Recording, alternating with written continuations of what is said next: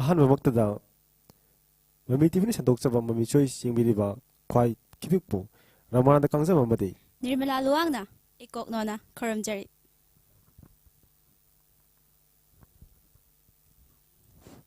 Hello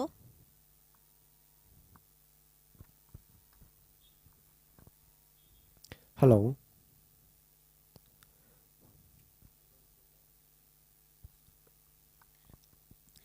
ꯃꯃꯤ ꯇꯤꯚꯤꯅ ꯁꯟꯗꯣꯛꯆꯔꯤꯕ ꯃꯃꯤ TV ꯆꯣꯏꯁꯀꯤ ꯊꯧꯔꯝ ꯑꯁꯤꯗ ꯑꯩꯈꯣꯏꯅ ꯄꯤꯖꯔꯤꯕ ꯀꯟꯇꯦꯛ ꯅꯝꯕꯔ 9233577337 ꯑꯁꯤꯗ ꯀꯣꯜ ꯇꯧꯕꯤꯔꯛꯇꯨꯅ ꯑꯗꯣꯝꯒꯤ ꯄꯨꯛꯅꯤꯡꯅ ꯈꯣꯏꯗꯥꯕ ꯏꯁꯩ ꯈꯟꯕꯤꯌꯨ ꯑꯃꯗꯤ ꯄꯨꯛꯅꯤꯡꯗ ꯐꯥꯎꯕ ꯋꯥꯔꯣꯜꯁꯤꯡ ꯊꯝꯅꯕꯒꯤ ꯇꯥꯟꯖꯥ ꯑꯗꯨꯁꯨ ꯂꯧꯕꯤꯌꯨ ꯑꯃꯨꯛꯀ ꯍꯟꯅ ꯅꯤꯡꯁꯤꯡꯖꯒꯦ ꯑꯩꯈꯣꯏꯅ ꯄꯤꯖꯔꯤꯕ ꯅꯝꯕꯔ 9233577337ꯗ ꯀꯣꯜ ꯇꯧꯕꯤꯔꯛꯇꯨꯅ ꯑꯗꯣꯝꯒꯤ ꯑꯄꯥꯝꯕ ꯏꯁꯩꯁꯤꯡ ꯈꯟꯕꯤꯌꯨ ꯑꯃꯗꯤ ꯑꯩꯈꯣꯏꯅ ꯁꯤꯟꯖꯔꯤꯕ ꯊꯧꯔꯝ ꯑꯁꯤꯕꯨ ꯃꯄꯨꯡ ꯍꯦꯟꯅ ꯐꯥꯍꯟꯕꯤꯌꯨ ꯍꯥꯏꯗꯨꯅ ꯍꯥꯏꯖꯔꯤ ꯑꯃꯨꯛꯀ ꯍꯟꯅꯁꯨ ꯅꯤꯡꯁꯤꯡꯖꯒꯦ ꯑꯩꯈꯣꯏꯅ ꯄꯤꯖꯔꯤꯕ ꯀꯟꯇꯦꯛ ꯅꯝꯕꯔ 9233577337 ꯑꯁꯤꯗ ꯀꯣꯜ ꯇꯧꯕꯤꯔꯛꯇꯨꯅ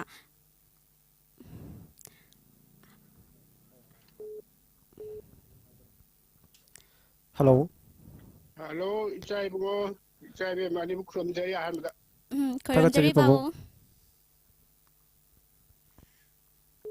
ꯄꯥꯕꯨꯡ ꯉꯁꯤꯗꯤ ꯀꯔꯤ ꯏꯁꯩ ꯇꯥꯕꯤꯒꯗꯕꯅꯣ ꯍꯥꯏꯕꯤꯌꯨ ꯏꯁꯩꯁꯤ ꯄꯨꯔꯅꯤꯃꯥꯗꯤ ꯉꯔꯥꯡ ꯑꯣꯏꯈ꯭ꯔꯦꯀꯣ ꯑꯗꯣ ꯉꯔꯥꯡ ꯑꯣꯏꯈ꯭ꯔꯕꯁꯨ ꯉꯁꯤꯗꯤ ꯄꯨꯔꯅꯤꯃꯥ ꯄꯟꯕ ꯏꯁꯩ ꯑꯃꯇ ꯈꯟꯖꯒꯦ ꯉꯔꯥꯡ ꯄꯨꯔꯅꯤꯃꯥꯗꯣ ꯁ꯭ꯅꯥꯟ ꯖꯇ꯭ꯔꯥꯒ ꯇꯥꯕꯗꯣ ꯌꯥꯝ ꯁꯦꯡꯂꯕ ꯄꯨꯔꯅꯤꯃꯥꯅꯦꯅ ꯂꯧꯖꯕ ꯑꯗꯨꯅ ꯀꯔꯝꯕ ꯏꯁꯩꯅꯣ ꯑꯉꯥꯡꯕ ꯍꯥꯏꯕꯤꯌꯨ ꯄꯥꯕꯨꯡ ꯍꯣꯏ ꯍꯣꯏ ꯍꯥꯏꯖꯒꯦ ꯑꯉꯥꯡꯕ ꯀꯨꯔꯥꯎꯕ ꯄꯥꯟꯒꯤ ꯐꯤꯂꯝꯗꯒꯤ ꯑꯃꯣꯝ ꯁꯗꯥꯅꯟꯗꯅ ꯁꯛꯄ ꯄꯨꯔꯅꯤꯃꯥ ꯄꯟꯕꯗꯣ ꯑꯣꯏꯅ ꯂꯩꯒꯗꯕ ꯍꯥꯏꯅ ꯁꯣꯏꯗꯅ ꯊꯥꯖꯔꯒꯦ ꯄꯥꯕꯨꯡ ꯄꯥꯕꯨꯡ ꯍꯧꯖꯤꯛꯁꯤ ꯀꯔꯤ ꯀꯔꯤ ꯇꯧꯕꯤꯔꯝꯂꯤꯅꯣ ꯆꯥꯛ ꯆꯥꯕ ꯂꯣꯏꯕꯗ ꯉꯥꯏꯔꯤ ꯆꯥꯛ ꯆꯥꯔꯒ ꯂꯣꯏꯕꯗ ꯉꯥꯏꯔꯤ ꯑꯗ ꯏꯁꯩꯁꯦ ꯍꯧꯕꯗ ꯉꯥꯏꯔꯣ ꯍꯧꯕꯗ ꯉꯥꯏꯖꯔꯤ ꯄꯥꯕꯨꯡ ꯄꯥꯕꯨꯡꯅ ꯑꯩꯈꯣꯏꯁꯦ ꯑꯍꯥꯟꯕ ꯀꯣꯂꯔ ꯀꯩꯒꯨꯝꯕ ꯑꯩꯗꯤ ꯈꯨꯗꯣꯡꯆꯥꯗꯕ ꯑꯃ ꯍꯧꯔꯝꯃꯗ꯭ꯔꯥ ꯍꯥꯏꯕꯤꯌꯨ ꯄꯥꯕꯨꯡ ꯍꯥꯏꯗꯅ ꯈꯟꯖꯔꯨꯕ ꯍꯣꯏ ꯄꯥꯕꯨꯡ ꯍꯣꯏ ꯑꯗꯣ ꯄꯥꯕꯨꯡ ꯁꯥꯟꯇ ꯑꯩꯈꯣꯏ ꯃꯃꯥꯡꯗ ꯑꯩꯈꯣꯏꯒꯤ ꯄ꯭ꯔꯣꯒ꯭ꯔꯥꯝ ꯑꯁꯤꯗ ꯀꯣꯂꯔꯁꯤꯡꯗ ꯍꯪꯖꯈꯤꯕ ꯋꯥꯐꯝ ꯑꯃꯇꯪ ꯄꯥꯕꯨꯡꯗ ꯑꯝꯇ ꯊꯝꯖꯔꯛꯀꯦ ꯄꯥꯕꯨꯡ ꯍꯣꯏ ꯍꯣꯏ ꯄꯥꯕꯨꯡ ꯑꯗꯨꯗꯤ ꯄꯥꯎꯔꯧ ꯑꯗꯨꯗꯤ ꯄꯥꯕꯨꯡ ꯐꯨꯕꯗꯤ ꯃꯣꯟꯗ ꯐꯨꯒꯦ ꯊꯨꯗꯦꯛꯄꯗꯤ ꯀꯥꯡꯊꯣꯜ ꯊꯨꯗꯦꯛꯀꯦ ꯍꯥꯏꯔꯤꯕ ꯄꯥꯎꯔꯧ ꯑꯁꯤ ꯄꯥꯕꯨꯡꯒꯤ ꯋꯥꯈꯜꯂꯣꯟꯗ ꯀꯔꯤꯅꯤ ꯍꯥꯏꯅ ꯊꯝꯕꯤꯅꯤꯡꯉꯦ ꯐꯨꯕꯗꯤ ꯃꯣꯟꯗ ꯐꯨꯒꯦ ꯊꯨꯗꯦꯛꯄꯗꯤ ꯀꯥꯡꯊꯣꯟꯗ ꯑꯣꯏꯅ ꯊꯨꯗꯦꯛꯀꯦ ꯑꯗꯨ ꯍꯥꯏꯅꯕꯗꯤ ꯑꯃꯗꯤ ꯂꯩꯕꯅꯤ ꯅꯨꯄꯤꯗꯤ ꯃꯣꯟꯗ ꯐꯨꯒꯦ ꯅꯨꯄꯤꯗ ꯐꯨꯕꯗꯤ ꯑꯄꯪꯕꯅꯤ ꯍꯥꯏꯅꯕ ꯑꯗꯨꯒ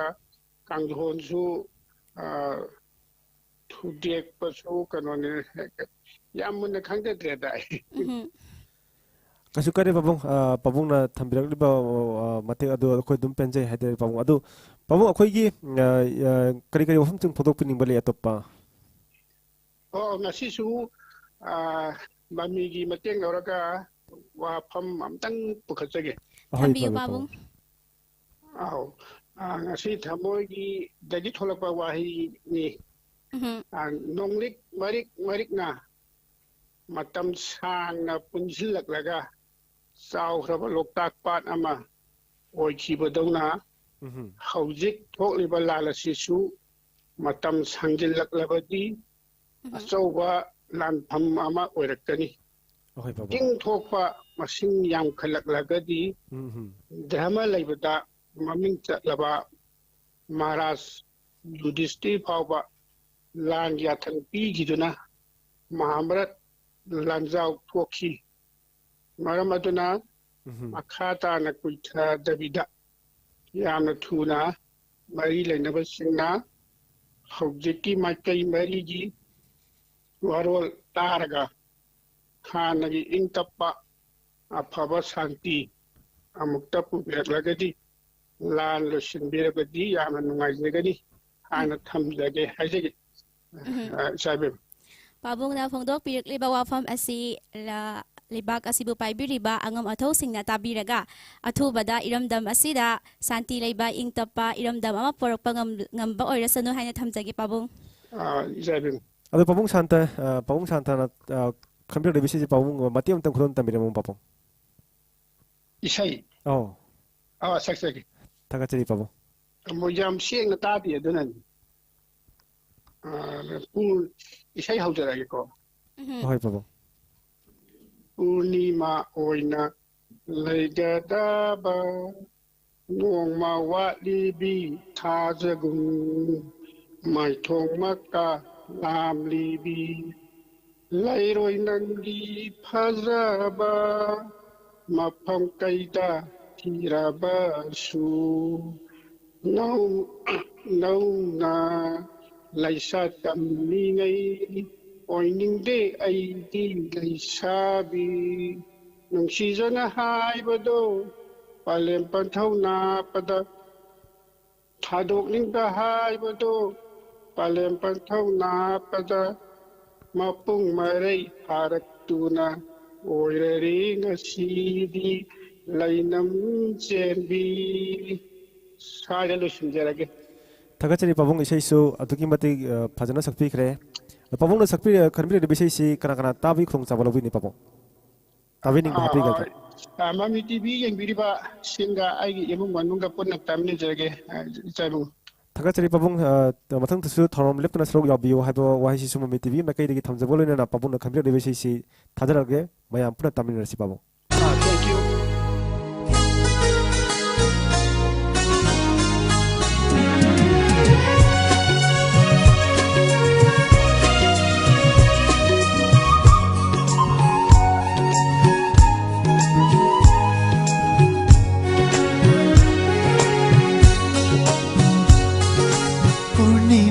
oina laigadava noma watli ve thajagung mai thomaka lam livi purnima oina laigadava noma watli ve thajagung mai thomaka lam livi lairoi nangi fajaba mafam kaida thirabasu lairoi nangi fajaba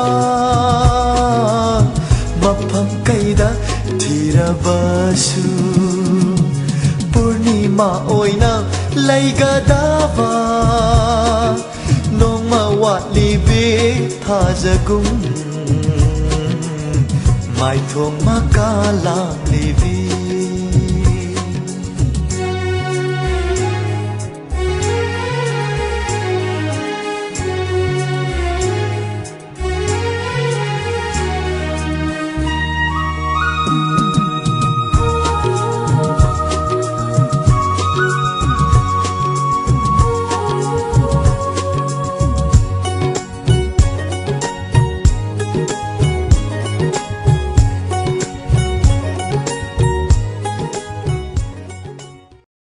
Nirmala koi mamang da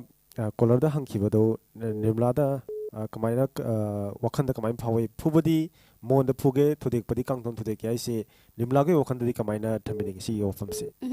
ai ha ki wakhalon da leiba o hai singa do haizagi phubadi mon da phuge thudek padi kangthol thudek ke hariba pawro asi ai hak na haijaning badi asing ba mina matau tamak manhallaga asing ba saduna thabak tawba haina thamjage tagachari amna phajaba ofam su thambire do hello Hello. takpiyo mami TV show ne haibiyo Ay kano salam sa to ke bibi. Iche kari sai tabi kada bano ngasidi Ano palama film ke pusparani na chapa. Min thamo isina to.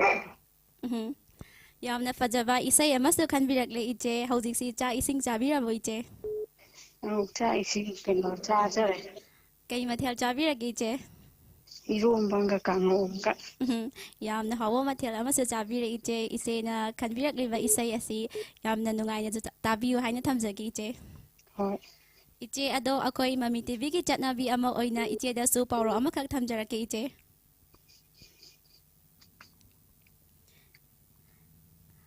tabi bre iche Au ta jai. akoi mami tv ki chatnabi ama oina pawro ama khak thamjarake iche iche gi mafamda ꯈꯨꯕꯥꯛ ꯃꯩꯗ ꯍꯤꯡꯕ ꯍꯥꯏꯕ ꯁꯤ ꯏꯆꯦꯒꯤ ꯋꯥꯈꯜꯂꯣꯟꯗ ꯀꯔꯤꯅꯤ ꯍꯥꯏꯅ ꯊꯝꯕꯤꯅꯤꯡꯉꯦ? ꯁꯨꯝ ꯑꯩ ꯇꯥꯖꯕꯗ ꯈꯨꯄꯥꯛ ꯃꯩꯗ ꯍꯤꯡꯕ ꯍꯥꯏꯁꯦ ꯑꯍꯜ ꯂꯃꯟꯅꯁꯨ ꯀꯔꯤꯝꯇ ꯊꯝꯕꯤꯔꯝꯗꯕ ꯎꯄꯥꯏ ꯂꯩꯖꯗ꯭ꯔꯕ ꯃꯁꯥꯒꯤ ꯍꯨꯃꯥꯡ ꯃꯃꯜ ꯑꯗꯨꯝ ꯍꯣꯠꯅꯖꯔꯒ ꯍꯤꯡꯕꯅꯦꯅ ꯈꯟꯖꯩ꯫ ꯊꯥꯒꯠꯆꯔꯤ ꯏꯆꯦ, ꯏꯆꯦꯅ ꯃꯔꯤꯛ ꯆꯨꯝꯂꯕ ꯋꯥꯍꯩꯁꯤꯡꯁꯨ ꯊꯝꯕꯤꯔꯝꯂꯦ ꯏꯆꯦ꯫ ꯑꯗꯣ ꯏꯁꯩ ꯑꯁꯤ ꯀꯅꯥ ꯀꯅꯥ ꯇꯥꯕꯤꯅꯤꯡꯕꯁꯤꯡ ꯍꯥꯞꯄꯤꯒꯗ꯭ꯔꯥ ꯏꯆꯦ? ꯆꯅꯝ ꯁꯟꯗꯣꯛꯇꯒꯤ ꯏꯔꯤꯖꯥꯕꯤ ꯑꯟꯖꯂꯤ ꯈꯣꯟꯊꯣꯝꯕꯤ, ꯀꯣꯡꯕ ꯈꯨꯅꯧꯗꯒꯤ ꯃꯣꯏꯔꯥꯡꯊꯦꯝꯕꯤ ꯅꯥꯔꯥꯅꯤ ꯏꯔꯦꯟꯁꯤ, ꯀꯩꯔꯛꯇꯒꯤ ꯁꯨꯕꯤꯇꯥ ꯑꯃꯗꯤ ꯕꯣꯖꯦꯟꯗꯣ, ꯃꯃꯤ ꯇꯤꯚꯤ ꯁꯣꯏꯖꯤꯟꯕꯤꯔꯤꯕꯁꯤꯡꯒ ꯑꯗꯨꯝ ꯇꯥꯃꯤꯟꯅꯖꯔꯒꯦ꯫ ꯊꯥꯒꯠꯆꯔꯤ ꯏꯆꯦ꯫ ꯑꯗꯣ ꯏꯁꯩ ꯑꯁꯤ ꯃꯇꯦꯛ ꯑꯃꯇꯪ ꯉꯪꯕꯤꯔꯝꯃꯒꯗꯤ ꯌꯥꯝ ꯅꯨꯡꯉꯥꯏꯖꯒꯅꯤ ꯏꯆꯦ꯫ ꯃꯌꯦꯛꯁꯦ ꯂꯥꯟꯒꯗ꯭ꯔꯗꯤ? ꯁꯣꯏꯔꯁꯨ ꯀꯥꯏꯗꯦ ꯏꯆꯦ, ꯃꯇꯦꯛ ꯑꯃꯇꯪ ꯑꯣꯏꯔꯕꯁꯨ꯫ ꯇꯨꯃꯤꯟ ꯇꯨꯃꯤꯟ ꯊꯃꯣꯏꯁꯤꯅ ꯅꯪꯕꯨ ꯑꯁꯨꯝ ꯈꯜꯂꯨꯔꯤꯕ, ꯏꯃꯤꯁꯤꯅ ꯅꯥꯛꯇꯕꯨ ꯎꯗꯨꯅꯇ ꯂꯩꯅꯤꯡꯂꯤꯕ, ꯁꯪꯁꯥꯔꯁꯤꯗ ꯑꯩꯒꯤꯗꯃꯛ ꯂꯥꯛꯈꯤꯕꯔꯥ ꯍꯥꯏꯌꯨ ꯅꯪ꯫ ꯁꯤꯗ ꯂꯣꯏꯖꯔꯒꯦ꯫ ꯌꯥꯝꯅ ꯐꯖꯕ ꯏꯁꯩ ꯑꯃꯁꯨ ꯈꯟꯕꯤꯔꯦ, ꯑꯗꯨ ꯏꯁꯩꯁꯨ ꯑꯗꯨꯛꯀꯤ ꯃꯇꯤꯛ ꯐꯖꯅ ꯁꯛꯂꯛꯏ ꯍꯥꯏꯕ ꯇꯥꯏ ꯅꯤꯔꯃꯂꯥ ꯀꯣ꯫ ꯑꯗꯣ ꯑꯩꯈꯣꯏꯒꯤ ꯃꯃꯤ ꯇꯤꯚꯤ ꯁꯣꯁꯤꯁꯤ ꯃꯃꯥꯡꯗꯁꯨ ꯊꯧꯔꯝ ꯁꯔꯨꯛ ꯌꯥꯕꯤꯈ꯭ꯔꯕ, ꯉꯁꯤꯅ ꯑꯍꯥꯟꯕꯔꯥ? ꯑꯗꯨꯝ ꯃꯔꯛ ꯃꯔꯛꯇ ꯑꯗꯨꯝ ꯌꯥꯖꯩ꯫ ꯊꯥꯒꯠꯆꯔꯤ ꯏꯆꯦ, ꯂꯦꯞꯇꯅ ꯊꯧꯔꯝ ꯁꯔꯨꯛ ꯌꯥꯕꯤꯔꯛꯎ ꯍꯥꯏꯕ ꯋꯥꯐꯝꯁꯤꯁꯨ ꯃꯃꯤ ꯇꯤꯚꯤꯒꯤ ꯃꯥꯏꯀꯩꯗꯒꯤ ꯏꯆꯦ ꯊꯝꯖꯔꯤ꯫ ꯍꯣꯏ, ꯑꯗꯣ ꯊꯦꯡꯛ ꯌꯨ꯫ ꯊꯥꯒꯠꯆꯔꯤ ꯏꯆꯦ, ꯀꯣꯜ ꯇꯧꯕꯤꯔꯛꯇꯨꯅ ꯁꯔꯨꯛ ꯌꯥꯕꯤꯔꯛꯄꯒꯤꯗꯃꯛ ꯃꯇꯨꯡ ꯇꯥꯔꯛꯄ ꯏꯄꯤꯁꯣꯗꯁꯤꯡꯗꯁꯨ ꯁꯔꯨꯛ ꯌꯥꯕꯤꯔꯛꯎ ꯍꯥꯏꯕꯁꯤ ꯊꯝꯖꯕꯒ ꯂꯣꯏꯅꯅ ꯏꯆꯦꯅ ꯈꯟꯕꯤꯔꯛꯂꯤꯕ ꯏꯁꯩ ꯑꯁꯤ ꯊꯥꯖꯔꯛꯂꯒꯦ꯫ ꯈꯟꯕꯤꯔꯛꯂꯤꯕ ꯃꯌꯥꯝꯒ ꯄꯨꯟꯅ ꯇꯥꯃꯤꯟꯅꯔꯁꯤ꯫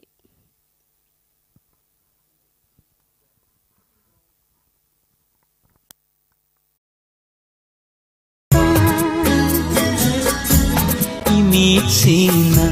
ꯃꯥꯏꯊꯣꯡꯗꯨꯇꯪ ꯌꯦꯡꯗꯨꯅꯇ ꯂꯩꯅꯤꯡꯂꯤꯕ, ꯁꯪꯁꯥꯔꯁꯤꯗ ꯑꯩꯒꯤꯗꯃꯛ ꯂꯥꯛꯈꯤꯕꯔꯥ ꯍꯥꯏꯌꯨ ꯅꯪꯕꯨ꯫ ꯇꯨꯃꯤꯟ ꯇꯨꯃꯤꯟ ꯊꯃꯣꯏꯁꯤꯅ ꯅꯪꯕꯨ ꯑꯁꯨꯝ ꯈꯜꯂꯨꯔꯤꯕ,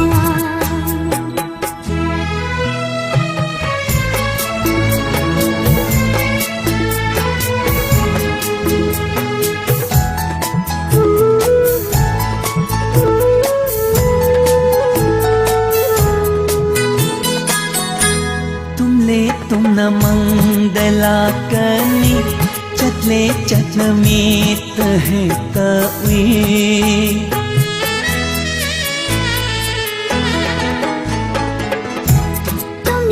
तुमना मंद लाकनी चतले चतमीत है कवी, नुंसी नंगी माई थोंदुनी थमोशिबु ngauhaliba, leihanbiyo tulsi chopa nangi nanata, tumin tumin thamoisina nanggutama pomnuriba.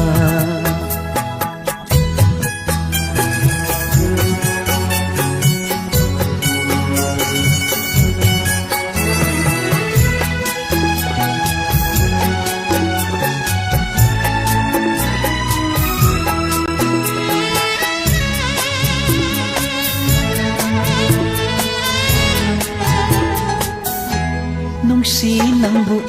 asam ugani.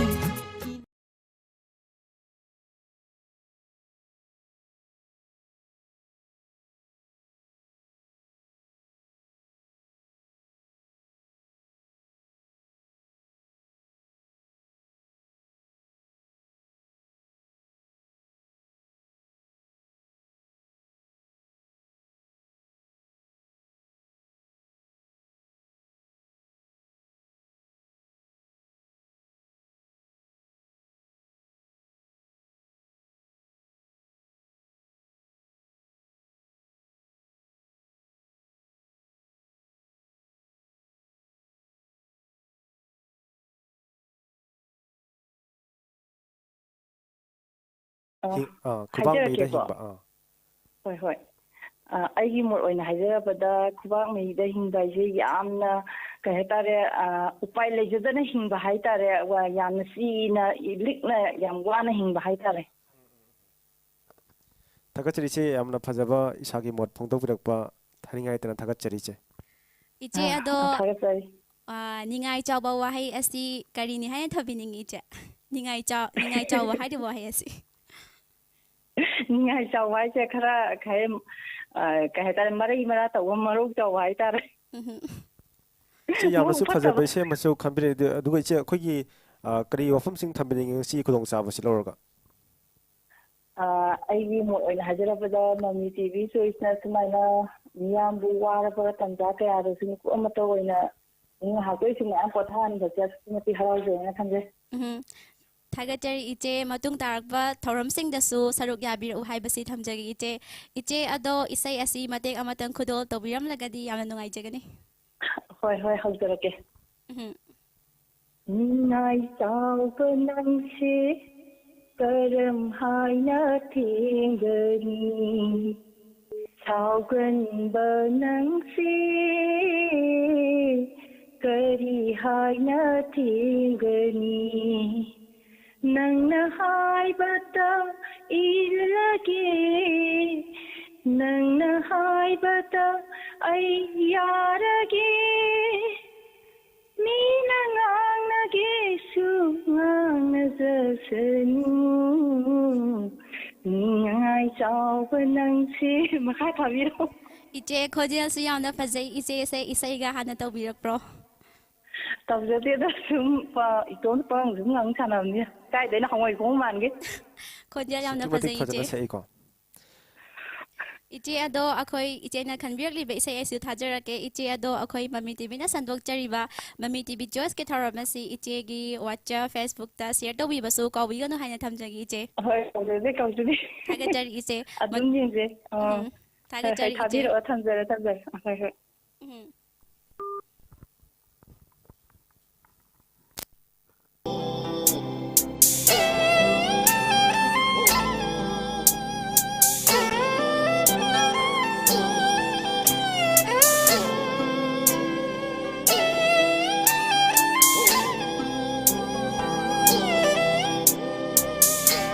ꯅꯤꯡꯉꯥꯏ ꯆꯥꯎꯕ ꯅꯪꯁꯦ ꯀꯔꯝ ꯍꯥꯏꯅ ꯊꯦꯝꯒꯅꯤ ꯁꯥꯎꯒꯟꯕ ꯅꯪꯁꯦ ꯀꯔꯤ ꯍꯥꯏꯅ ꯊꯦꯝꯒꯅꯤ ꯅꯤꯡꯉꯥꯏ ꯆꯥꯎꯕ ꯅꯪꯁꯦ ꯀꯔꯝ ꯍꯥꯏꯅ ꯊꯦꯝꯒꯅꯤ ꯁꯥꯎꯒꯟꯕ ꯅꯪꯁꯦ ꯀꯔꯤ ꯍꯥꯏꯅ ꯊꯦꯝꯒꯅꯤ ꯅꯪꯅ 하이바다 야르게 ꯅꯪꯅ 하이바다 일르게 미는 안개속 앙자사노 ꯅꯪꯅ 하이바다 야르게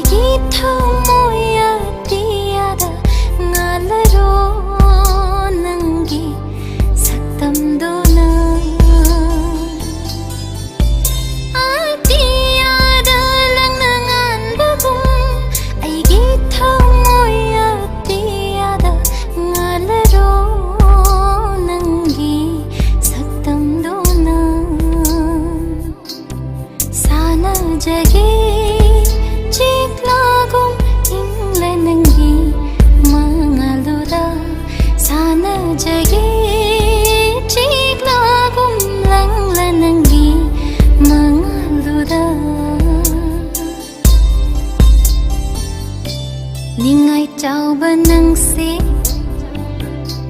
Karam haina thengani Sauganba nangse Kari haina thengani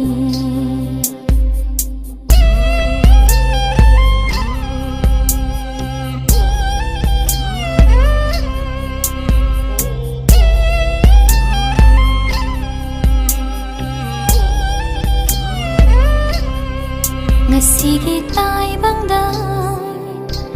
nahak natana leitini aigi asengba nungsiba jingnaba pumba thadoklo lepjage nungsi nangidama nangidama nangidama nangidama ningai chauba nangsi karam haina themgani sauganba nangse kari haina themgani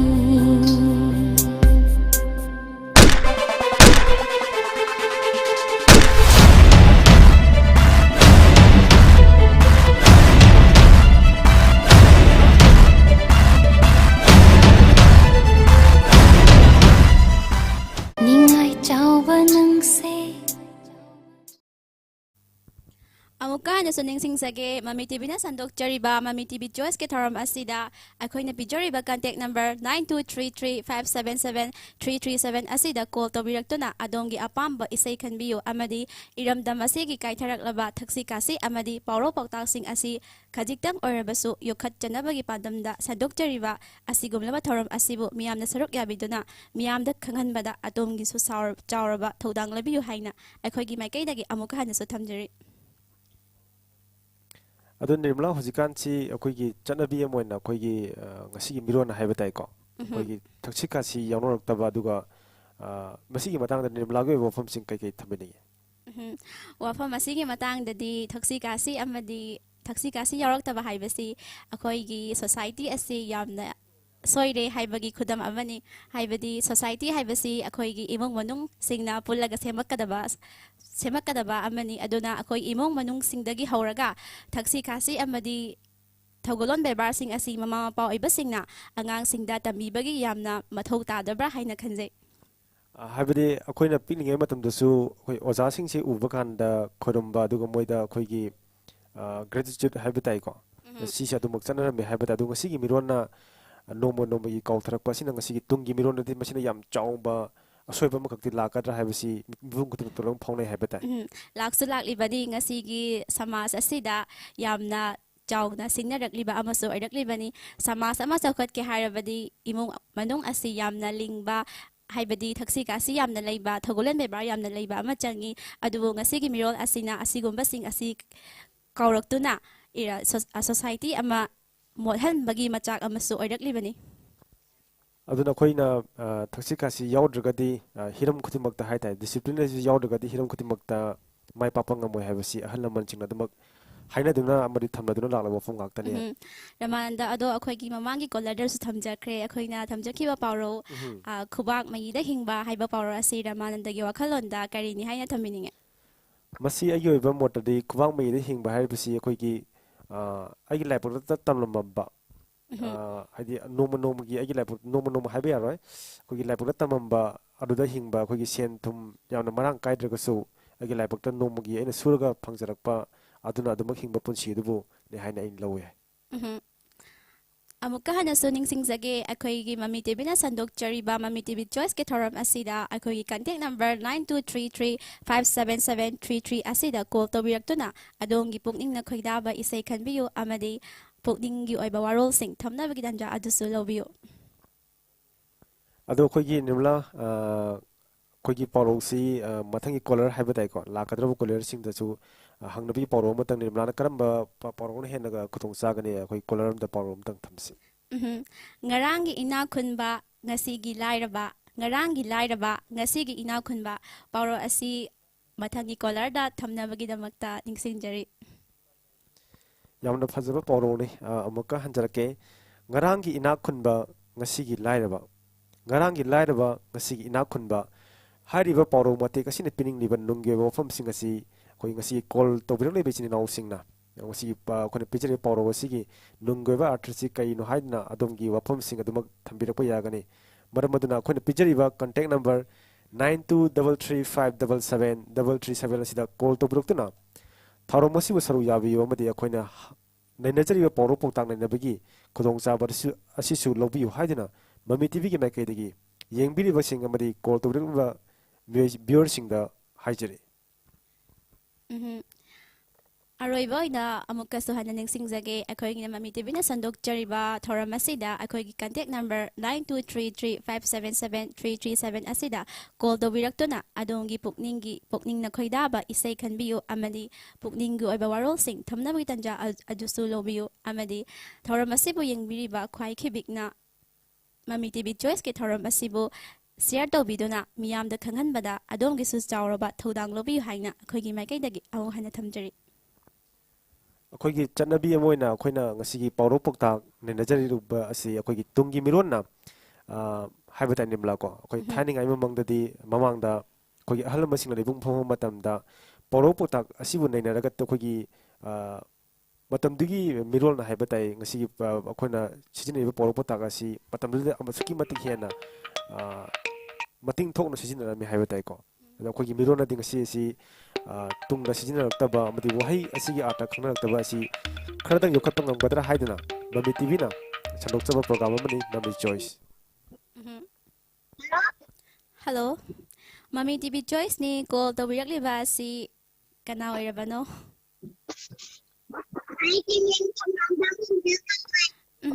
ꯂꯤꯡꯖꯦꯜ ꯑꯗꯣ loud speaker ꯑꯗꯨ of ꯇꯧꯕꯤꯔꯒꯗꯤ ꯌꯥꯝꯅ ꯅꯨꯡꯉꯥꯏꯖꯒꯅꯤ hello hello ꯂꯤꯡꯖꯦꯜ ꯍꯥꯏꯕꯤꯌꯨ ꯃꯃꯤ TV ꯆꯣꯏꯁꯅꯤ ꯍꯥꯏꯕꯤꯌꯨ ꯂꯤꯡꯖꯦꯜ ꯉꯁꯤꯗꯤ ꯀꯔꯤ ꯑꯩꯒꯤ ꯏꯁꯩ ꯃꯤꯡ ꯊꯧꯅꯥꯎꯖꯝ ꯂꯤꯡꯖꯦꯜ ꯀꯧꯋꯦ ꯂꯤꯡꯖꯦꯜ ꯉꯁꯤꯗꯤ ꯀꯔꯤ ꯏꯁꯩ ꯇꯥꯒꯗꯕꯅꯣ ꯍꯥꯏꯕꯤꯌꯨ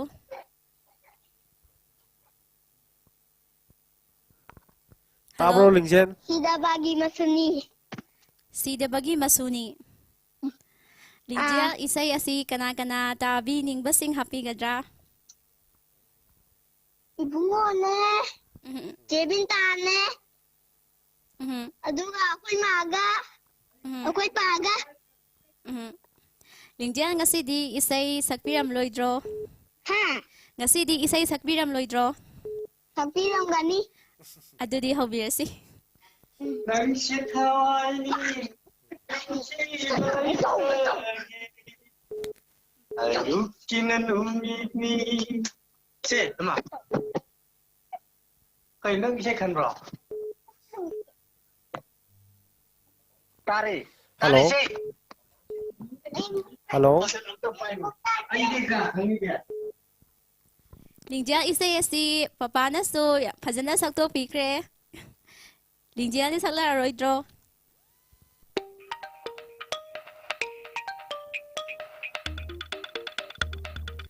ꯍꯜꯂꯣ ꯍꯜꯂꯣ ꯃꯃꯤ ꯇꯤꯚꯤ ꯂꯥꯏꯚ ꯑꯣꯏꯕꯤꯔꯕꯣ ꯁꯤꯕꯣ ꯃꯃꯤ ꯇꯤꯚꯤ ꯆꯣꯏꯁꯅꯤ ꯑꯗꯣꯝꯒꯤ ꯑꯄꯥꯝꯕ ꯏꯁꯩ ꯈꯟꯕꯤꯌꯨ ꯑꯣ ꯏꯁꯩꯁꯦ ꯑꯈꯨꯟꯕ ꯃꯅꯤꯒꯤ ꯅꯣꯡꯗꯝ ꯃꯃꯥꯅ ꯇꯧꯕꯗꯣ ꯅꯣꯡꯗꯝ ꯃꯃꯥꯅ ꯑꯥꯎ ꯁꯣꯏꯗꯅ ꯊꯥꯖꯔꯛꯀꯦ ꯑꯗꯣ ꯀꯣꯜ ꯇꯧꯕꯤꯔꯛꯂꯤꯕꯁꯤ ꯃꯤꯡ ꯂꯩꯐꯝ ꯊꯝꯕꯤꯗ꯭ꯔꯤꯕ ꯃꯥꯜꯂꯦ ꯃꯤꯡ ꯂꯩꯐꯝ ꯍꯥꯏꯕꯤꯌꯨ ꯑꯩ ꯏꯇꯝ ꯅꯣꯡꯃꯗꯒꯤ ꯉꯥꯉꯣꯝ ꯄꯥꯊꯧ ꯏꯕꯨꯡ ꯏꯁꯩ ꯑꯁꯤ ꯀꯅꯥ ꯀꯅꯥ ꯇꯥꯕꯤꯅꯤꯡꯕꯁꯤꯡ ꯍꯥꯞꯄꯤꯒꯗ꯭ꯔꯥ ꯍꯥꯞꯆꯔꯛꯀꯦ ꯑꯩ ꯑꯆꯥꯝꯕꯤꯒꯩꯗꯒꯤ ꯑꯩꯈꯣꯏꯒꯤ ꯏꯆꯦ ꯃꯦꯝ ꯑꯗꯒꯤ ꯃꯆꯥꯅꯨꯄꯥ ꯃꯣꯅꯨ ꯙꯃꯦꯟꯗ꯭ꯔ ꯑꯗꯨꯒ ꯑꯩꯈꯣꯏꯒꯤ ꯂꯩꯀꯥꯏꯗꯒꯤ ꯆꯧꯃꯝ ꯕꯤꯀꯦꯟ ꯑꯗꯒꯤ ꯕꯤꯕꯦꯀꯥꯅꯟꯗ ꯑꯗꯨꯒ ꯑꯩꯈꯣꯏꯒꯤ ꯃꯣꯗꯤ ꯍꯥꯏꯔꯤꯕꯁꯤꯒ ꯇꯥꯃꯤꯟꯅꯖꯔꯒꯦ ꯃꯌꯥꯝ ꯄꯨꯝꯅꯃꯛꯀ ꯍꯥꯏꯇꯥꯔꯦ ꯑꯗꯨ ꯃꯔꯨꯞ ꯑꯩꯈꯣꯏꯒꯤ ꯊꯧꯔꯝ ꯑꯁꯤꯒꯤ ꯆꯠꯅꯕꯤ ꯑꯃ ꯑꯣꯏꯅ ꯑꯩꯈꯣꯏ ꯀꯣꯂꯔꯁꯤꯡꯗ ꯑꯩꯈꯣꯏꯅ ꯑꯗꯨꯃꯛ ꯍꯪꯖꯗꯨꯅ ꯂꯥꯛꯄ ꯋꯥꯍꯪ ꯑꯃꯇꯪ ꯃꯔꯨꯞꯇ ꯍꯣꯏ ꯍꯪꯖꯔꯛꯀꯦ ꯉꯔꯥꯡꯒꯤ ꯏꯅꯥꯛ ꯈꯨꯟꯕ ꯉꯁꯤꯒꯤ ꯂꯥꯏꯔꯕ ꯉꯔꯥꯡꯒꯤ ꯂꯥꯏꯔꯕ ꯉꯁꯤꯒꯤ ꯏꯅꯥꯛ ꯈꯨꯟꯕ ꯍꯥꯏꯔꯤꯕ ꯄꯥꯎꯔꯧ ꯃꯇꯦꯛ ꯑꯁꯤꯅ ꯄꯤꯅꯤꯡꯂꯤꯕ ꯅꯨꯡꯒꯤ ꯑꯣꯏꯕ ꯋꯥꯐꯝꯁꯤ ꯃꯔꯨꯞꯀꯤ ꯑꯣꯏꯕ ꯋꯥꯈꯜꯂꯣꯟꯗ ꯀꯔꯤꯅꯤ ꯍꯥꯏꯅ ꯊꯝꯕꯤꯅꯤꯡꯉꯤ ꯃꯁꯤꯗꯤ ꯏꯄꯥ ꯏꯄꯨꯅ ꯍꯥꯏꯕꯤꯔꯝꯕꯅꯤꯅ ꯑꯗꯨꯝ ꯆꯨꯝꯅ ꯂꯩꯔꯕ ꯋꯥꯐꯝꯅꯤꯅ ꯑꯩ ꯍꯥꯏꯖꯅꯤꯡꯉꯤ ꯑꯍꯣꯏ ꯑꯗꯨꯒ ꯑꯩꯈꯣꯏꯒꯤ ꯉꯁꯤ ꯊꯧꯔꯝ ꯑꯁꯤ ꯈꯨꯗꯣꯡꯆꯥꯕ ꯂꯧꯔꯒ ꯀꯔꯤ ꯋꯥꯐꯝꯁꯤꯡ ꯐꯣꯡꯗꯣꯛꯄꯤꯅꯤꯡꯕꯗꯤ ꯂꯩ ꯑꯩꯈꯣꯏ ꯃꯃꯤ ꯇꯤꯚꯤꯁꯤꯗꯤ ꯑꯩ ꯃꯃꯥꯡꯗꯁꯨ ꯀꯣꯜ ꯇꯧꯖꯈ꯭ꯔꯦ ꯑꯗꯨꯛꯀꯤ ꯃꯇꯤꯛ ꯅꯨꯡꯉꯥꯏꯕ ꯄ꯭ꯔꯣꯒ꯭ꯔꯥꯝ ꯑꯃ ꯑꯣꯏꯔꯦꯅ ꯍꯥꯏꯖꯅꯤꯡꯉꯤ ꯑꯗꯨ ꯃꯔꯨꯞ ꯑꯩꯈꯣꯏꯒꯤ ꯊꯧꯔꯝꯁꯤ ꯑꯩꯈꯣꯏꯒꯤ ꯃꯔꯨꯞꯀꯤ ꯈꯪꯅꯕꯁꯤꯡ ꯐꯦꯁꯕꯨꯛꯇ ꯋꯥꯆꯞꯇ ꯑꯃꯗꯤ ꯏꯟꯁꯇꯥꯒ꯭ꯔꯥꯝꯗ ꯁꯤꯌꯔ ꯇꯧꯕꯤꯗꯨꯅ ꯍꯦꯟꯅ ꯃꯄꯨꯡ ꯐꯥꯕ ꯊꯧꯔꯝ ꯑꯃ ꯑꯣꯏꯕꯗ ꯑꯗꯨꯃꯁꯨ ꯁꯔꯨꯛ ꯌꯥꯕꯤꯌꯨ ꯍꯥꯏꯗꯨꯅ ꯃꯃꯤ ꯇꯤꯚꯤꯒꯤ ꯃꯥꯏꯀꯩꯗꯒꯤ ꯑꯃꯨꯛꯀ ꯍꯟꯅ ꯍꯥꯏꯖꯔꯤ ꯃꯔꯨꯞ ꯊꯦꯡꯛ ꯌꯨ ꯑꯗꯣ ꯅꯤꯔꯃꯂꯥ ꯃꯔꯨꯞꯇꯒꯤ ꯏꯁꯩꯁꯦ ꯃꯇꯦꯛ ꯑꯃꯇꯪ ꯈꯨꯗꯣꯜ ꯇꯝꯕꯤꯒꯤ ꯇꯥꯟꯖꯥ ꯑꯗꯨ ꯂꯧꯍꯧꯁꯤ ꯏꯕꯨꯡ ꯏꯁꯩ ꯃꯇꯦꯛ ꯑꯃꯇꯪ ꯈꯨꯗꯣꯜ ꯇꯧꯕꯤꯔꯝꯂꯒꯗꯤ ꯌꯥꯝꯅ ꯅꯨꯡꯉꯥꯏꯖꯒꯅꯤ ꯅꯣꯡꯗꯝꯕ ꯃꯥꯅ ꯁꯤꯗꯒꯤꯗꯤ ꯃꯈꯥ ꯇꯥꯖꯔꯣꯏꯒꯦ ꯊꯥꯒꯠꯆꯔꯤ ꯏꯕꯨꯡ ꯂꯦꯞꯄ ꯂꯩꯇꯅ ꯃꯇꯨꯡ ꯇꯥꯔꯛꯄ ꯏꯄꯤꯁꯣꯗꯁꯤꯡꯗꯁꯨ ꯁꯔꯨꯛ ꯌꯥꯕꯤꯔꯛꯎ ꯍꯥꯏꯕ ꯑꯁꯤ ꯊꯝꯖꯒꯦ ꯏꯕꯨꯡ ꯏꯁꯩꯁꯨ ꯑꯗꯨꯛꯀꯤ ꯃꯇꯤꯛ ꯐꯖꯅ ꯈꯨꯗꯣꯜ ꯇꯝꯕꯤꯔꯝꯃꯦ ꯑꯗꯨꯒ ꯃꯔꯨꯞꯅ ꯇꯥꯕꯤꯅꯤꯡꯂꯤꯕ ꯏꯁꯩꯁꯤ ꯊꯥꯖꯔꯛꯑꯒꯦ ꯑꯗꯨꯒ ꯇꯥꯕꯤꯅꯤꯡꯂꯤꯕꯁꯤꯡꯒ ꯄꯨꯟꯅ ꯇꯥꯃꯤꯟꯅꯔꯁꯤ ꯃꯔꯨꯞ ꯊꯦꯡꯛ ꯌꯨ ꯊꯥꯒꯠꯆꯔꯤ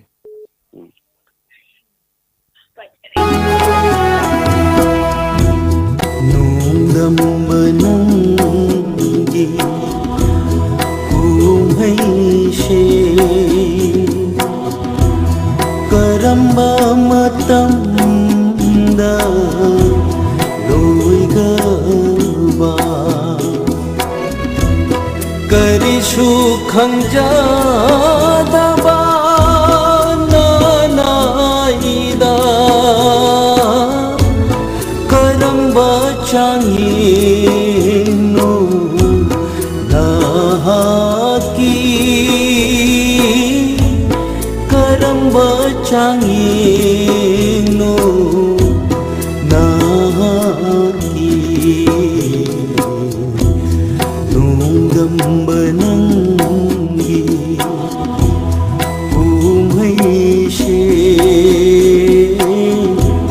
karamba matamda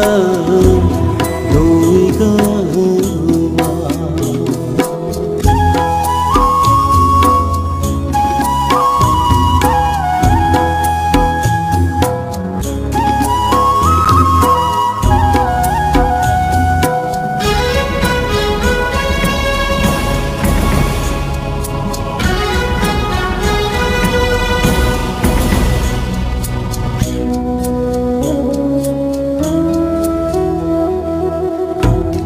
ꯈꯥꯡꯕꯗ ꯋꯥꯔꯕ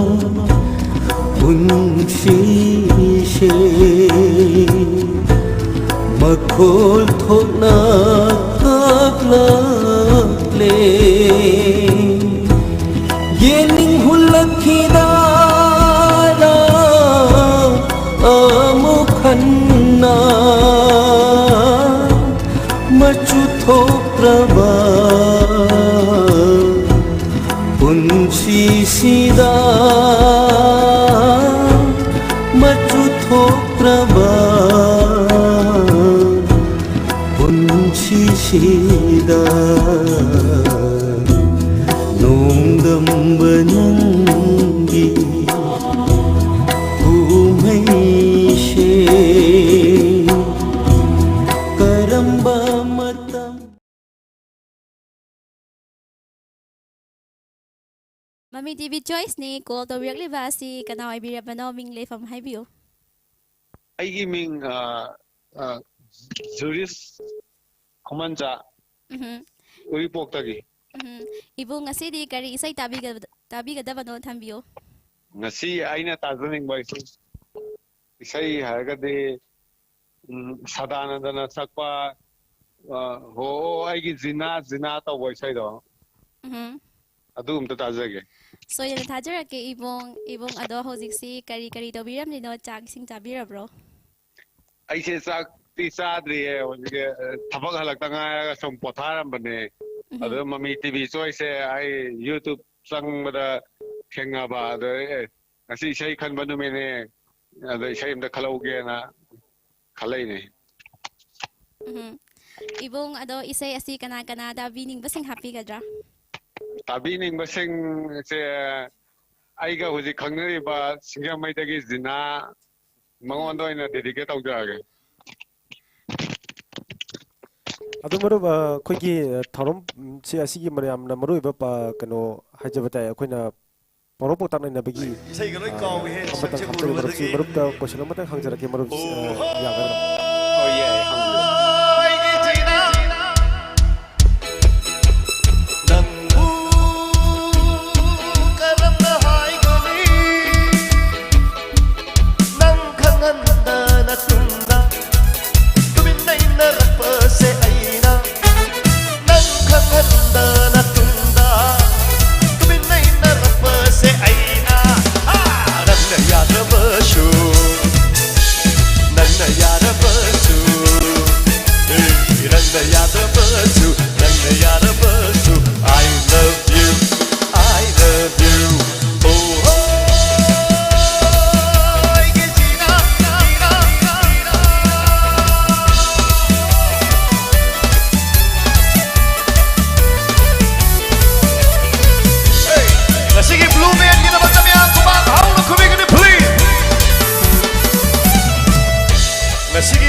Sound, light,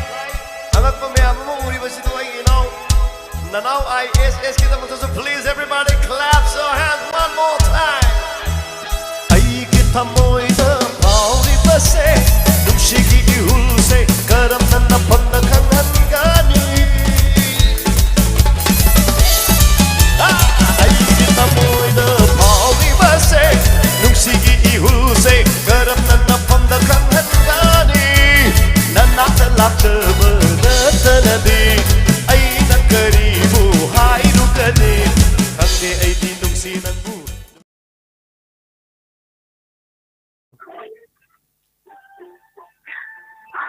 Hello. Hello.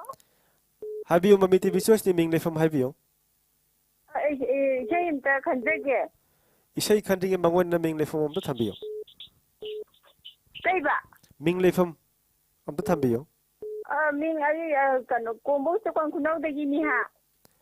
Riche mani ha habiyo kari say tabi kada bano. Isay kung randi thongnaga sartaga ni gana sakpa. Ngasi unare haidina natawai say de dong da tajage. Yam fazabay say masu khambirak le iche do tabi ni ba kana kana happy ge ni iche. Tabi ni basi je akoy ge YouTube channel khannaga akoy kadina legi ba mayam. Tagat chari iche. Iche isay mayek tu amuka handa ningsing biro iche. Hai biro iche. Ngasi unare haiduna nangna hangkit amu unasi haiganu na hoguti. Iche una kibaga leirabo. Laite da isay mayek to sum phajabagi wani. Iche ado iche gi mafam da su paro amakak thamjarake iche gi wakhalonda leiba adu kak thambiro. Hoi. Ngarangi inakhunba ngasigi lairaba ngarangi lairaba ngasigi inakhunba hariba paro asi iche gi wakhalonda karini haina thambininge. Ngarangi lairaba ngasigi inakhunba ngasigi inakhunba ngarangi lairaba haiba ko.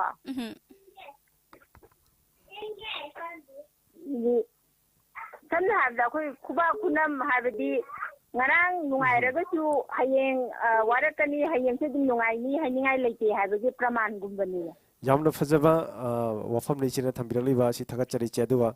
akhogi se thorom sing asi leptana dum yeng bi che. Yengdi yenge ado ayam toina yamna kanu sangna yengba. Adu che da wafam amtang request amtang tawjarake che. Fani. Ise akhogi thorom si iche gi khangnaba marup singda like share amtang tawbiyu che. Hoi tawjage. Iche hojik si cha ising sabirabo. Cha ising tadugi tawri. Kari mathel hotnabirage iche. Hawai thonge amana nga khara leyena nga taw. Iche ado hojik si kamai lenbirige nungai biriba iche. Nungdi adum nungai adagi wabasu dum maramarakta yawe ado akoy hojik lebak se pirangki karamba nukada nisingani haibati pa awabati di adum lay. ꯑꯆꯨꯝꯕ ꯏꯆꯦ ꯆꯍꯤ ꯑꯃ ꯍꯦꯜꯂꯕ ꯏꯔꯥꯡ ꯑꯁꯤ ꯏꯔꯩꯆꯥ ꯄꯨꯝꯅꯃꯛꯅ ꯀꯔꯝ ꯀꯥꯟꯗ ꯂꯣꯏꯁꯤꯟꯒꯗꯕꯅꯣ ꯍꯥꯏꯕ ꯋꯥꯐꯝ ꯑꯁꯤ ꯁꯣꯗꯨꯅ ꯂꯩꯅꯔꯕ ꯋꯥꯐꯝꯅꯤ ꯏꯆꯦ ꯃꯥꯅꯤ ꯃꯥꯅꯤ ꯑꯗꯣ ꯏꯆꯦ ꯉꯁꯤꯒꯤ ꯊꯧꯔꯝ ꯑꯁꯤꯗ ꯁꯔꯨꯛ ꯌꯥꯕꯤꯔꯛꯄꯒ ꯂꯣꯏꯅꯅ ꯀꯔꯤ ꯋꯥꯐꯝꯁꯤꯡ ꯊꯝꯕꯤꯅꯤꯡꯕꯗꯤ ꯂꯩ ꯏꯆꯦ ꯑꯩ ꯊꯝꯖꯅꯤꯡꯉꯤꯁꯦ ꯍꯧꯖꯤꯛ ꯑꯩꯈꯣꯏ ꯄ꯭ꯔꯖꯥ ꯃꯤꯌꯥꯝꯁꯤꯡꯁꯦ ꯑꯋꯥꯕ ꯃꯌꯥꯝ ꯑꯃ ꯍꯧꯖꯤꯛ ꯍꯧꯖꯤꯛ ꯃꯥꯌꯣꯛꯅꯗꯨꯅ ꯂꯩꯔꯤ ꯃꯥꯌꯣꯛꯅꯕꯁꯤꯡꯁꯤꯗ ꯄꯩꯁꯥ ꯁꯦꯟꯖꯥꯎ ꯍꯦꯟꯅ ꯃꯌꯥꯝ ꯄꯥꯏꯗꯨꯅ ꯂꯩꯕ ꯃꯌꯥꯝ ꯑꯃꯁꯨ ꯂꯩꯀꯣ ꯂꯩꯕ ꯃꯌꯥꯝꯁꯤꯡꯁꯤꯅ ꯂꯩꯇꯕ ꯃꯌꯥꯝꯁꯤꯡꯁꯤꯗ ꯑꯩꯈꯣꯏꯒꯤ ꯃꯣꯏꯒꯤ ꯍꯦꯟꯇꯣꯛ ꯄꯥꯊꯣꯛꯅ ꯂꯩꯔꯕꯗꯣ ꯑꯗꯨꯃꯥꯏꯅ ꯊꯝꯖꯤꯟꯕꯩ ꯁꯔꯨꯛꯄꯨꯗꯤ ꯍꯦꯟꯅ ꯂꯩꯇꯕ ꯃꯤꯗꯨꯗ ꯃꯇꯦꯡ ꯍꯦꯟꯅ ꯄꯥꯡꯍꯟꯅꯤꯡꯕ ꯑꯗꯒꯤ ꯄꯣꯠ ꯌꯣꯜꯂꯤꯕ ꯗꯨꯀꯥꯟꯗꯥꯔꯁꯤꯡꯁꯤꯅ ꯄꯣꯠꯀꯤ ꯃꯃꯜꯁꯦ ꯍꯦꯟꯅ ꯂꯧꯔꯀꯥꯟꯗ ꯂꯥꯏꯔꯕꯁꯤꯡ ꯑꯩꯈꯣꯏꯗꯒꯤ ꯍꯦꯟꯅ ꯏꯁꯦ ꯆꯨꯞꯄꯗꯣ ꯁꯤꯝꯇꯪꯒ ꯇꯣꯛꯍꯟꯖꯅꯤꯡꯉꯤ ꯏꯆꯦꯅ ꯍꯧꯖꯤꯛ ꯍꯥꯏꯕꯤꯔꯤꯕ ꯋꯥꯐꯝꯁꯤꯡꯁꯤ ꯃꯔꯤ ꯂꯩꯅꯕꯁꯤꯡꯅ ꯇꯥꯕꯤꯔꯒ ꯊꯕꯛ ꯇꯧꯊꯣꯔꯛꯄꯤꯔꯛꯄ ꯑꯣꯏꯁꯅꯨ ꯍꯥꯏꯗꯨꯅ ꯃꯃꯤ ꯇꯤꯚꯤꯒꯤ ꯃꯥꯏꯀꯩꯗꯒꯤꯁꯨ ꯊꯝꯖꯔꯤ ꯏꯆꯦ ꯑꯗꯣ ꯏꯆꯦꯅ ꯈꯟꯕꯤꯔꯛꯂꯤꯕ ꯏꯁꯩ ꯑꯁꯤ ꯑꯩꯈꯣꯏꯒꯤ ꯁ꯭ꯇꯨꯗꯤꯑꯣꯗ ꯐꯪꯗꯕꯅ ꯃꯔꯝ ꯑꯣꯏꯔꯒ ꯏꯆꯦ ꯑꯇꯣꯞꯄ ꯏꯁꯩ ꯑꯃ ꯈꯟꯕꯤꯔꯛꯄ ꯌꯥꯒꯗ꯭ꯔꯥ ꯏꯆꯦ ꯌꯥꯏ ꯊꯦꯡꯅꯈꯤꯕ ꯃꯇꯝꯗꯤ ꯆꯍꯤ ꯐꯥꯗꯧꯔꯦ ꯇꯧꯕ ꯑꯩꯈꯣꯏꯒꯤ ꯔꯣꯁꯟꯒ ꯄ꯭ꯔꯤꯌꯥꯡꯀꯥꯒꯅ ꯁꯛꯄꯗꯣ ꯑꯗꯨꯗꯣ ꯑꯣꯏꯅ ꯊꯥꯕꯤꯔꯣ ꯁꯣꯏꯗꯅ ꯊꯥꯖꯔꯛꯀꯦ ꯏꯆꯦ ꯑꯗꯣ ꯇꯥꯕꯤꯅꯤꯡꯕꯁꯤꯡ ꯍꯥꯞꯄꯤꯒꯗ꯭ꯔꯥ ꯌꯥꯅꯤ ꯑꯗꯨꯝ ꯑꯩꯈꯣꯏ ꯍꯥꯟꯅ ꯌꯨꯇ꯭ꯌꯨꯕ ꯆꯦꯅꯦꯜꯗ ꯏꯁꯩꯒꯤ ꯄ꯭ꯔꯣꯒ꯭ꯔꯥꯝꯁꯤꯗ ꯄꯨꯟꯅ ꯑꯩꯈꯣꯏ ꯂꯩꯕꯤꯔꯤꯕ ꯃꯌꯥꯝꯒ ꯇꯥꯃꯤꯟꯅꯖꯒꯦ ꯏꯆꯦ ꯑꯗꯣ ꯏꯆꯦꯅ ꯍꯥꯏꯕꯤꯔꯛꯂꯤꯕ ꯏꯁꯩ ꯑꯁꯤ ꯃꯇꯦꯛ ꯑꯃꯇꯪ ꯈꯤꯇꯪ ꯁꯥꯡꯅ ꯁꯛꯄꯤꯔꯝꯂꯒꯗꯤ ꯌꯥꯝ ꯅꯨꯡꯉꯥꯏꯖꯒꯅꯤ ꯍꯣꯏ ꯃꯇꯦꯡ ꯈꯤꯇꯪ ꯑꯩ ꯊꯧꯒꯜ ꯇꯧꯖꯒꯦ ꯊꯦꯡꯅꯈꯤꯕ ꯃꯇꯝꯗꯤ ꯆꯍꯤ ꯐꯥꯗꯧꯔꯦ ꯅꯨꯄꯥ ꯊꯣꯛꯄꯅ ꯇꯧꯗꯤ ꯎꯗꯔꯦ ꯁꯤꯅ ꯌꯥꯖꯔꯒꯦ ꯏꯆꯦ ꯃꯇꯨꯡ ꯇꯥꯔꯛꯄ ꯊꯧꯔꯝꯁꯤꯡꯗꯁꯨ ꯂꯦꯞꯄ ꯂꯩꯇꯅ ꯊꯧꯔꯝ ꯁꯔꯨꯛ ꯌꯥꯕꯤꯔꯛꯇꯨꯅ ꯃꯃꯤ ꯇꯤꯚꯤꯅ ꯁꯟꯗꯣꯛꯆꯔꯤꯕ ꯃꯃꯤ ꯇꯤꯚꯤ ꯆꯣꯏꯁꯀꯤ ꯊꯧꯔꯝ ꯑꯁꯤꯕꯨ ꯍꯦꯟꯅ ꯁꯄꯣꯔꯠ ꯇꯧꯕꯤꯌꯨ ꯍꯥꯏꯕ ꯋꯥꯐꯝ ꯑꯁꯤꯁꯨ ꯊꯝꯖꯒꯦ ꯏꯆꯦ ꯍꯣꯏ ꯇꯧꯖꯒꯦ ꯏꯆꯦ ꯑꯗꯣ ꯑꯩꯈꯣꯏꯒꯤ ꯃꯃꯤ ꯇꯤꯚꯤꯅ ꯁꯟꯗꯣꯛꯆꯔꯤꯕ ꯃꯃꯤ ꯇꯤꯚꯤ ꯆꯣꯏꯁꯀꯤ ꯊꯧꯔꯝ ꯑꯁꯤꯁꯨ ꯏꯆꯦꯅ ꯆꯥꯡ ꯅꯥꯏꯅ ꯌꯦꯡꯕꯤꯁꯨ ꯇꯥꯛꯄꯤꯔꯦ ꯏꯆꯦ ꯑꯗꯣ ꯁꯤꯌꯔ ꯇꯧꯕꯤꯕꯁꯨ ꯀꯩ ꯀꯥꯏꯕ ꯂꯩ ꯏꯆꯦ ꯍꯣꯏ ꯇꯧꯖꯒꯦ ꯊꯥꯒꯠꯆꯔꯤ ꯑꯗꯣ ꯏꯆꯦ ꯍꯜꯂꯣ ꯍꯜꯂꯣ ꯑꯗꯣ ꯏꯆꯦ ꯑꯩꯈꯣꯏꯒꯤ ꯃꯃꯥꯡꯗꯁꯨ ꯄꯥꯎꯔꯧ ꯑꯃ ꯍꯪꯖꯈ꯭ꯔꯦ ꯑꯗꯣ ꯅꯤꯔꯃꯂꯥ ꯏꯆꯦꯗ ꯑꯩꯈꯣꯏꯒꯤ ꯈꯨꯗꯣꯡꯆꯥꯕꯁꯤ ꯂꯧꯔꯒ ꯄꯥꯎꯔꯧ ꯑꯃꯁꯨ ꯑꯃꯨꯛ ꯍꯪꯕꯒꯤ ꯈꯨꯗꯣꯡꯆꯥꯕ ꯑꯗꯨ ꯂꯧꯍꯧꯁꯤ ꯏꯆꯦ ꯄꯥꯎꯔꯧ ꯑꯗꯨꯗꯤ ꯉꯥ ꯃꯀꯣꯛ ꯑꯆꯧꯕ ꯆꯥꯒꯅꯨ ꯉꯥ ꯃꯀꯣꯛ ꯑꯌꯥꯝꯕ ꯆꯥꯎ ꯄꯥꯎꯔꯧ ꯑꯁꯤ ꯏꯆꯦꯒꯤ ꯋꯥꯈꯜꯂꯣꯟꯗ ꯀꯔꯤꯅꯤ ꯍꯥꯏꯅ ꯊꯝꯕꯤꯅꯤꯡꯉꯦ ꯏꯆꯦ ꯑꯃꯨꯛꯀ ꯍꯣꯏ ꯑꯃꯨꯛꯀ ꯍꯟꯖꯔꯛꯀꯦ ꯉꯥ ꯃꯀꯣꯛ ꯑꯆꯧꯕ ꯆꯥꯒꯅꯨ ꯉꯥ ꯃꯀꯣꯛ ꯑꯌꯥꯝꯕ ꯆꯥꯎ ꯏꯆꯦ ꯑꯩꯈꯣꯏꯅ ꯊꯝꯖꯔꯤꯕ ꯄꯥꯎꯔꯧꯁꯤ ꯏꯆꯦ ꯑꯇꯩ ꯀꯔꯤꯝꯇ ꯅꯠꯇꯦ ꯏꯆꯦꯅ ꯈꯪꯕ ꯑꯃꯗꯤ ꯈꯪꯗꯕ ꯇꯣꯉꯥꯟꯅ ꯊꯝꯈ꯭ꯔꯒ ꯑꯩꯈꯣꯏꯒꯤ ꯉꯁꯤꯒꯤ ꯏꯔꯝꯗꯝꯁꯤꯗ ꯑꯩꯈꯣꯏꯒꯤ ꯀꯥꯏꯊꯔꯛꯂꯕ ꯄꯥꯎꯔꯧ ꯄꯥꯎꯇꯥꯛ ꯆꯠꯅꯕꯤ ꯑꯁꯤ ꯏꯆꯦ ꯊꯥꯏꯅꯒꯤ ꯃꯃꯥꯡꯉꯩꯗꯗꯤ ꯑꯗꯨꯃꯛ ꯑꯍꯜ ꯂꯃꯟꯁꯤꯡꯅ ꯌꯥꯝꯅ ꯉꯥꯛ ꯁꯦꯟꯗꯨꯅ ꯊꯝꯕꯤꯔꯝꯃꯤ ꯍꯥꯏꯕ ꯇꯥꯏ ꯏꯆꯦ ꯉꯁꯤꯒꯤ ꯃꯤꯔꯣꯟꯁꯤꯡꯅꯗꯤ ꯑꯁꯨꯝ ꯅꯣꯡꯃꯒꯤ ꯀꯥꯎꯈꯤꯕꯅ ꯃꯔꯝ ꯑꯣꯏꯔꯒ ꯁꯤꯖꯤꯟꯅꯔꯔꯣꯏꯗ꯭ꯔꯥ ꯍꯥꯏꯕꯒꯤ ꯑꯋꯥꯕꯗꯨ ꯂꯩꯖꯕꯗꯒꯤ ꯃꯃꯤ ꯇꯤꯚꯤꯅ ꯄꯥꯎꯔꯧꯁꯤꯡ ꯑꯁꯤ ꯌꯣꯛꯈꯠꯆꯕ ꯑꯣꯏꯅ ꯃꯤꯌꯥꯝꯗ ꯏꯁꯩ ꯈꯟꯕꯤ ꯈꯨꯗꯣꯡꯆꯥꯕ ꯂꯧꯔꯒ ꯄꯥꯎꯔꯧ ꯄꯥꯎꯇꯥꯛ ꯂꯩꯅꯕꯒꯤ ꯏꯆꯦ ꯂꯩꯆꯜ ꯑꯃ ꯑꯣꯏꯅ ꯏꯆꯦ ꯑꯗꯨꯃꯛ ꯍꯥꯞꯆꯤꯟꯖꯔꯛꯄꯅꯤ ꯃꯁꯤꯗ ꯑꯩꯈꯣꯏꯅ ꯊꯝꯖꯔꯤꯕ ꯄꯥꯎꯔꯧ ꯑꯁꯤꯃꯛ ꯏꯆꯦꯅ ꯆꯞ ꯆꯥꯕ ꯈꯨꯝꯕꯤꯔꯛꯎ ꯍꯥꯏꯕꯃꯛ ꯅꯠꯇ꯭ꯔꯒꯁꯨ ꯑꯩꯈꯣꯏꯒꯤ ꯏꯆꯦꯒꯤ ꯐꯥꯎꯔꯛꯄ ꯋꯥꯐꯝ ꯑꯗꯨ ꯊꯝꯕꯤꯌꯨ ꯑꯗꯨꯃꯛ ꯏꯆꯦ ꯍꯣꯏ ꯐꯅꯤ ꯍꯥꯏꯗꯤ ꯉꯥ ꯃꯀꯣꯛ ꯑꯆꯧꯕ ꯆꯥꯒꯅꯨ ꯍꯥꯏꯕꯗꯤ ꯑꯩꯈꯣꯏꯒꯤ ꯑꯍꯦꯟꯕ ꯑꯋꯥꯡꯕ ꯑꯩꯈꯣꯏꯒꯤ ꯌꯥꯝꯅ ꯀꯩꯅꯣ ꯇꯧꯕ ꯄꯣꯠꯇꯣ ꯂꯥꯝꯒꯅꯨ ꯑꯗꯨꯒ ꯑꯩꯈꯣꯏꯒꯤ ꯈꯤꯇꯪ ꯀꯩꯅꯣ ꯇꯧꯔꯒ ꯁꯣꯠꯊꯔꯒ ꯅꯦꯝꯊꯔꯒ ꯑꯄꯨꯟꯕꯅ ꯇꯥꯁꯜꯂꯒ ꯀꯩꯅꯣ ꯇꯧꯕꯤꯌꯣꯅ ꯍꯥꯏꯕ ꯌꯥꯝꯅ ꯐꯖꯕ ꯋꯥꯐꯝꯁꯤꯡ ꯏꯆꯦ ꯅ ꯊꯝꯕꯤꯔꯦ ꯅꯤꯔꯃꯂꯥ ꯀꯣ ꯑꯗꯣ ꯅꯤꯔꯃꯂꯥꯒꯤ ꯀꯩꯅꯣꯗ ꯊꯃꯣꯏꯗ ꯐꯥꯎꯔꯛꯄꯁꯤꯡ ꯏꯆꯦꯗ ꯀꯩꯀꯩ ꯍꯥꯏꯅꯤꯡꯕ ꯂꯩ ꯉꯁꯤ ꯈꯨꯗꯣꯡꯆꯥꯕꯁꯤ ꯂꯧꯔꯒ ꯑꯁ ꯌꯥꯝ ꯅꯨꯡꯉꯥꯏꯌꯦ ꯁꯨꯃꯥꯏꯅ ꯑꯩꯈꯣꯏꯗꯁꯨ ꯀꯩꯅꯣ ꯁꯨꯝ ꯋꯥꯈꯜꯁꯦ ꯍꯥꯟꯅ ꯊꯣꯛꯎꯗꯕ ꯑꯗꯩ ꯈꯜꯂꯨꯗꯕꯗꯣ ꯉꯥꯏꯍꯥꯛꯇꯨꯗ ꯏꯁꯥꯒꯤ ꯑꯄꯥꯝꯕ ꯑꯅꯤꯡꯕ ꯏꯁꯥꯒꯤ ꯀꯣꯛꯇ ꯂꯩꯔꯝꯕꯗꯣ ꯌꯥꯝꯅ ꯍꯥꯏꯗꯣꯛꯄ ꯆꯨꯝꯃꯁꯨ ꯂꯥꯜꯂꯁꯨ ꯁꯨꯃꯥꯏꯅ ꯄꯥꯎꯔꯧ ꯄꯥꯎꯇꯥꯛ ꯑꯃ ꯍꯥꯞꯆꯤꯟꯕꯤꯔꯛꯄꯁꯦ ꯌꯥꯝ ꯅꯨꯡꯉꯥꯏꯇꯦ ꯍꯥꯏꯖꯅꯤꯡꯉꯦ ꯊꯥꯒꯠꯆꯔꯤ ꯏꯆꯦ ꯑꯩꯈꯣꯏꯅ ꯇꯥꯖꯅꯤꯡꯕ ꯋꯥꯐꯝꯁꯨ ꯑꯗꯨꯃꯛꯅꯤ ꯑꯩꯈꯣꯏꯅ ꯍꯣꯠꯅꯖꯔꯨꯕꯒꯤꯁꯨ ꯃꯍꯩ ꯌꯥꯜꯂꯦ ꯍꯥꯏꯅ ꯈꯟꯖꯩ ꯏꯆꯦ ꯑꯗꯣ ꯏꯆꯦ ꯑꯃꯨꯛꯀꯁꯨ ꯍꯟꯅ ꯍꯥꯏꯖꯒꯦ ꯏꯆꯦꯅꯁꯨ ꯑꯩꯈꯣꯏꯒꯤ ꯊꯧꯔꯝ ꯑꯁꯤꯕꯨ ꯊꯋꯥꯏ ꯇꯥꯅ ꯌꯦꯡꯕꯤ ꯍꯥꯏꯕꯤꯔꯕꯅꯤꯅ ꯑꯗꯣꯝꯒꯤ ꯃꯔꯨꯞ ꯃꯄꯥꯡꯁꯤꯡꯗ ꯁꯤꯌꯔ ꯇꯧꯕꯤꯕꯁꯨ ꯀꯥꯎꯕꯤꯗꯅꯕ ꯏꯆꯦꯒꯤ ꯃꯐꯝꯗ ꯑꯃꯨꯛ ꯍꯟꯅꯁꯨ ꯍꯥꯏꯖꯔꯤ ꯐꯅꯤ ꯊꯥꯒꯠꯆꯔꯤ ꯏꯆꯦꯅ ꯈꯟꯕꯤꯔꯛꯂꯤꯕ ꯏꯁꯩ ꯑꯁꯤ ꯊꯥꯖꯔꯛꯂꯒꯦ ꯇꯥꯕꯤꯅꯤꯡꯕ ꯍꯥꯞꯄꯤꯔꯛꯂꯤꯕꯁꯤꯡꯒ ꯄꯨꯟꯅ ꯇꯥꯃꯤꯟꯅꯔꯁꯤ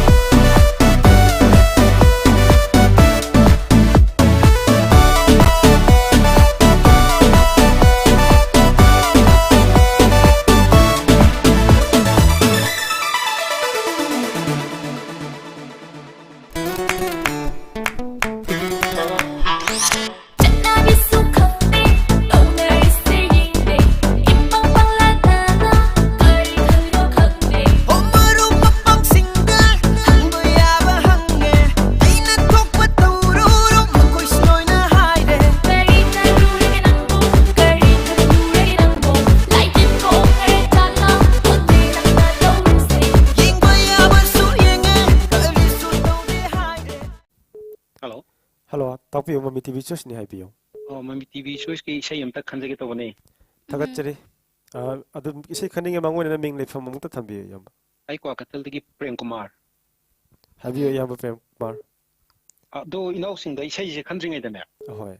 Ay ngarang kung ayukip tarama thwe dai da apet phone pakon Mami TV ki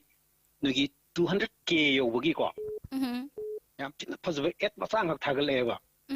Aduna Mami TV bu punsinung sangna mayamna viewers singna noida thamiba kano do soidana ba adumna so hona view hona so hona raga silai ko madumak nayamana automatic thagase 200k yobaga ise just noigi babu mia automatic laira bane haba aduna thapok to budak tamsu section view o noi soi haibadi nate ko ai hoi adu ai kasu haingal ke sei semtang khanjarak ke sansing Achumba bangni ibong aikoigi Mami TV gi subscriber asi 200k yokibagi harauba phongdokpasu loidribani ibong. Oh, adugi maraktuda aina khando isai sidi kitang sentiment of isai waire chansing. Habiyo kari isai wabana dum haibi yamba. Eno akogi mipai chawbini habase.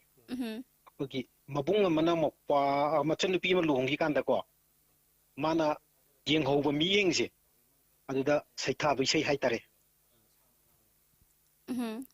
So yada thajarake ibong ado akoigi Mami TV choice Mami TV gi subscriber 200k yorokba asi Mami TV bu nungsi biba praja lebak praja aduki matik yamna leire haiba takpaga loinana Mami TV bu nungsi biduna support tobirakpani haina lojei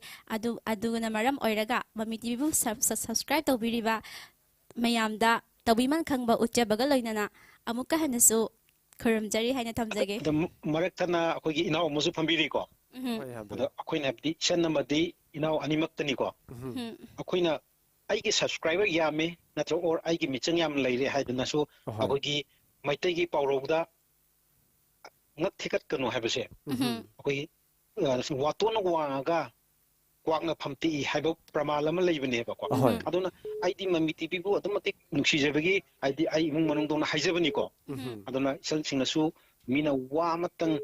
koi sima soi haidana bagi namakta koi khongthang kuding section biba adina khoigi akoi managing director su khangde adik makhata ba sweeper da su khangde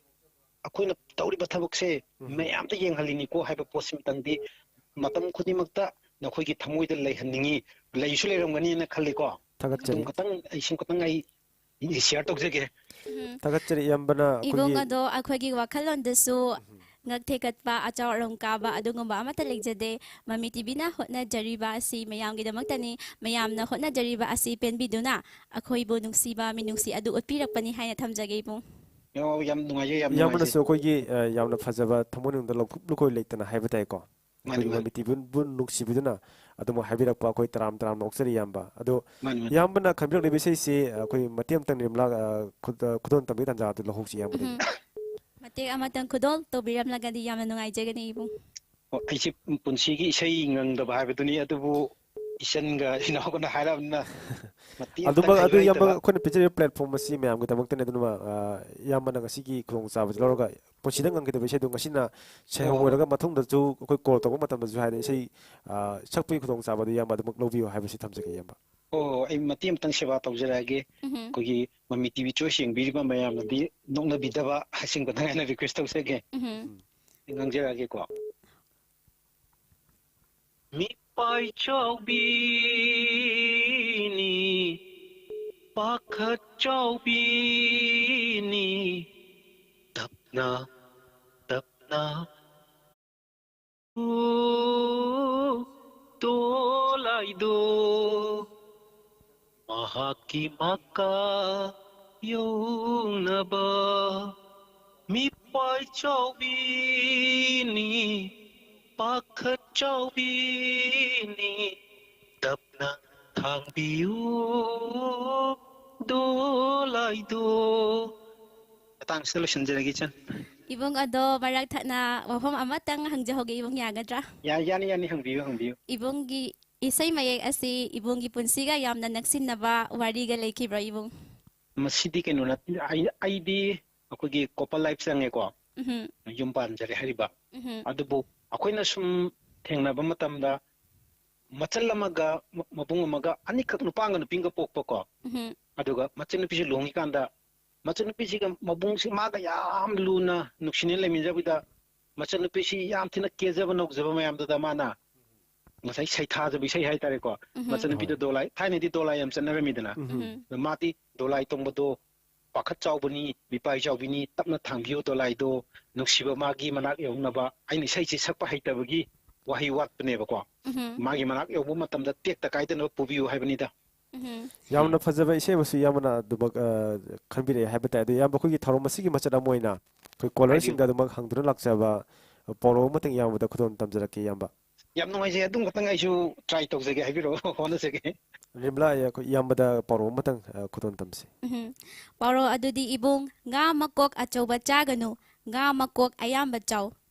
amuka hanasu haijarake ibung nga makok achauba chaganu nga makok ayamba chaw poro asi ibung iwa khalonda karini haina thamininge senangi si nga makok achauba chaganu nga makok yamna chaw haira ayamba chaw haiba ayamba yamba hoi ayamba hada achaubugi bhota ayambudo na chaw haiba o nga makok achauba chaganu nga makok mayam chaw haba adudi kainuni da ai gi sum wakhalon gi wen hairage ko hoi ayamba adu mani pamjari bisi akoi chu akoigi mina ne miyeng changadaba hoi akoigi aimda akoigi wall gum haitare ko matai thangba pot gum leidana ada nangna nga mayam chabdu di mina urreba miyam het ugodoba tabak tawbada akoigi mamang thabagumba hoi aduga nangna manungda mingon mina pisa pirakpa adigi nangna tawjaruba khara dana kano tawbudu tik sum uroeba mimang thokna tabak tawbase sikana de tagachiri yambana phongdok piriba poro sima koi wahan to sima asuki matik yam phajana madin thina hanbire adu tagachiri yambadu khogi tharo masiga mailena yamba kari kari wafam ching phongdok pining batile thuidungna phongdok ningmadi leitre mami tv na tawrpa khudima sum koina thagat pana heliana abir singna haibira gani adu akai di mami tv jin dong ta su kadai de legi naus ki mami tv je ang tati takpira mo ai wa ja ai ngai da nong tang ko jera ke yamba khogi office khogi wangkhai aduga khogi manipur online shopping leiba aduga khogi ningthem pukhi mapan ge hek mayong na ba du junction du odine yamba adu kunungomdagi lagana andro parking yaudringai oidura andro parking gi junction lem leiba khoi konung su changki be yaba aduga kombosu haida be yaba aduga khogi ꯑꯣ ꯅꯪ ꯍꯥꯏꯗꯣ ꯀꯨꯅꯨꯡꯁꯨ ꯆꯪꯕ ꯌꯥꯕ ꯗꯤꯝꯀꯨ ꯐꯥꯎꯗꯣꯛꯄ ꯌꯥꯕ Andro parking ꯌꯧꯗ꯭ꯔꯤꯉꯩ ꯑꯣ ꯅꯣꯡꯃ ꯑꯩ ꯀꯣꯏꯖꯔꯛꯀꯦ ꯑꯗꯨꯒ ꯑꯗꯨꯝ ꯄ꯭ꯔꯦꯝ ꯀꯨꯃꯥꯔꯅ ꯑꯗꯨꯝ ꯉꯁꯤ ꯏꯁꯟꯕꯤꯔ ꯊꯝꯃꯣ ꯊꯥꯒꯠꯆꯔꯤ ꯏꯌꯥꯝꯕ ꯑꯗꯣ ꯑꯩ ꯏꯁꯩꯗꯣ ꯊꯥꯔꯛꯄ ꯀꯥꯎꯅꯤꯀꯣ ꯁꯣꯏꯗꯅ ꯊꯥꯖ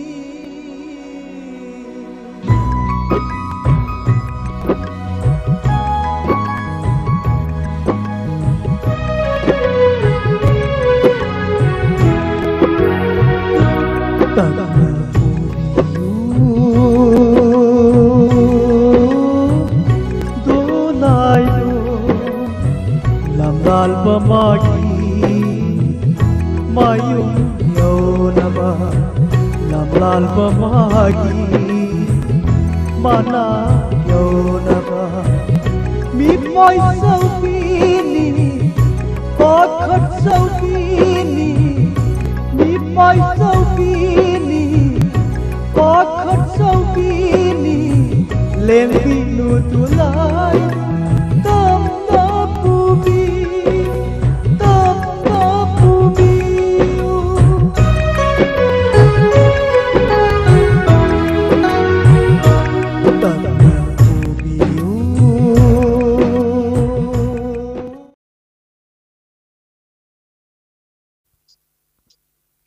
Hello. Hello, tabibra. Adongi phone say loudspeaker tabiba male loudspeaker adul muthat piraka di yaman nungai jagani.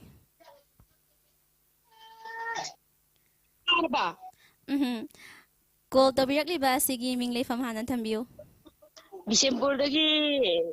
Oxify ini ngapdani sorry. Iche kari isay tabi gadabano tambiyo. Aro dana sa lomba tawdo kamlaga kumlo. Isay may adu amuka hana biyo iche. Lomba ano tawdi. Yamna fajaba isay masu kan directly iche ado isay asigi film di yang bi hobro iche. Yengdi. Iche ado iche akoy gi mami TV gi chatnabi amo oina iche gi mafam da su pawro amakak thamjarake iche. Yam lubadi hangakano. Yamna lubana chade iche na khangdrabasu kaisu kaide iche. Nga makok achauba chaganu nga makok ayamba chaw. Pawro asi iche gi wakhalonda karini haina thambininge. Nga mako achauba chaganu nga makok achauba chaganu nga makok ayamba chaw. Pawro asi iche gi wakhalonda karini haina thambininge. Kari hai इचेगी पुनिंग द फरप फम अदुमक थंबी इचे करसी andi akhangbude haijaraage highway इचे naha khoina makok charagadi kachu kaide hanubina makok charagadi pali hanubina makok chagadoba mahaibada Thagachari iche gi mol phongdok pirapagi damakta iche isai asi kana tabining basing happy gadre iche ai pure bute je oina hamsarage iche ado iche se khonjel yamna fazai iche isai mate amata ngangbira magadi yam nungai jagani iche isai du phadi mathang do ina ngangani kesu kaijade iche mathangi thoram sing da su soyana saruk ya biro haibasi thamjagi iche Thagachari iche call do birak tuna saruk ya birapagi damak iche na khanbirak liba isai asi tabining ba happy liba singa taminarasi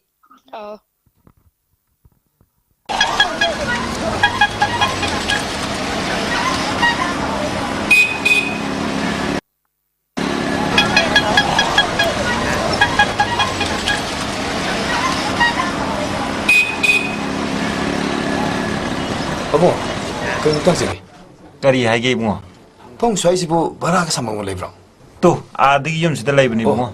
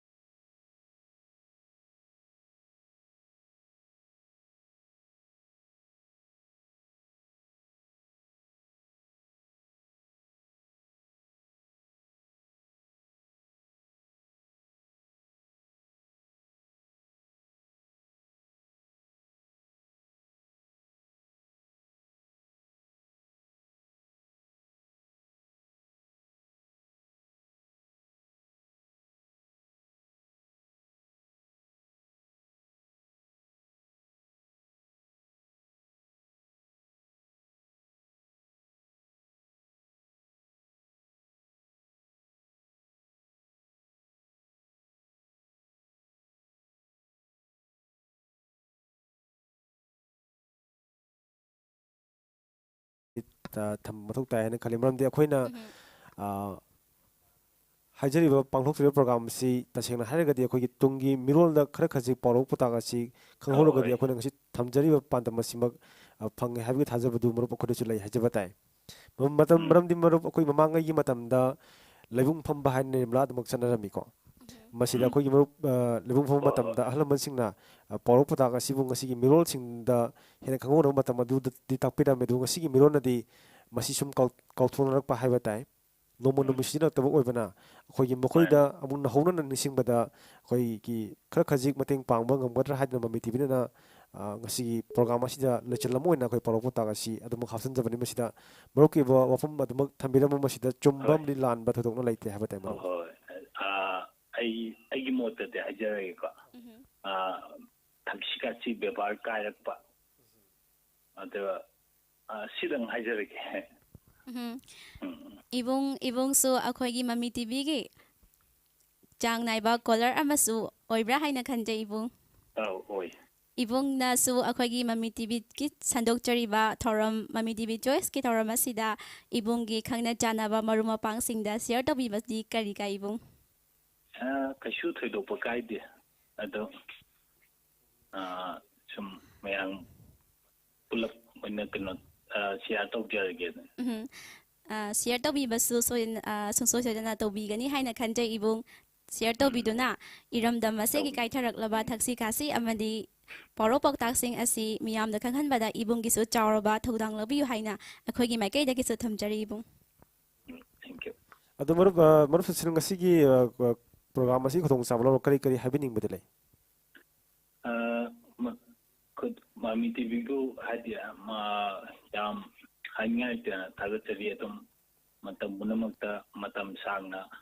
ꯃꯤꯌꯥꯝꯒꯤ ꯁꯦꯕꯥ ꯇꯧꯕ ꯉꯝꯕ ꯑꯣꯏꯕꯤꯌꯣ ꯁꯤꯗꯪ ꯍꯥꯏꯖꯒꯦ ꯊꯥꯒꯠꯆꯔꯤ ꯃꯔꯨꯞ ꯏꯕꯨꯡ ꯏꯁꯩ ꯑꯁꯤ ꯃꯇꯦꯛ ꯑꯃꯇꯪ ꯉꯪꯕꯤꯔꯝꯃꯗꯤ ꯌꯥꯝ ꯅꯨꯡꯉꯥꯏꯖꯒꯅꯤ ꯏꯁꯩꯁꯦ ꯃꯁꯤꯁꯦ ꯋꯥꯗꯤ ꯋꯥꯏꯕꯀꯣ ꯑꯗꯣ ꯍꯣꯏ ꯃꯇꯦꯛ ꯑꯃ ꯉꯥꯡꯉꯛꯑꯒꯦ ꯇꯥꯝꯅ ꯁꯟꯗꯣꯛꯈꯤꯕ ꯇꯝꯄꯥꯛꯅꯤ ꯉꯁꯤ ꯋꯥꯗꯤ ꯋꯥꯏꯕꯅ ꯊꯕꯛ ꯈꯔ ꯀꯩꯅꯣ ꯇꯧꯔꯨꯕ ꯑꯗꯨꯒꯤ ꯊꯥꯒꯠꯆꯔꯤ ꯏꯕꯨꯡ ꯀꯣꯜ ꯇꯧꯕꯤꯔꯛꯇꯨꯅ ꯁꯔꯨꯛ ꯌꯥꯕꯤꯔꯛꯄꯒꯤꯗꯃꯛ ꯏꯕꯨꯡꯅ ꯈꯟꯕꯤꯔꯛꯂꯤꯕ ꯏꯁꯩ ꯑꯁꯤ ꯇꯥꯕꯤꯔꯒ ꯅꯨꯡꯉꯥꯏꯅ ꯄꯣꯊꯥꯕꯤꯔꯣ ꯍꯥꯏꯕꯁꯤ ꯊꯝꯖꯒꯦ ꯏꯕꯨꯡ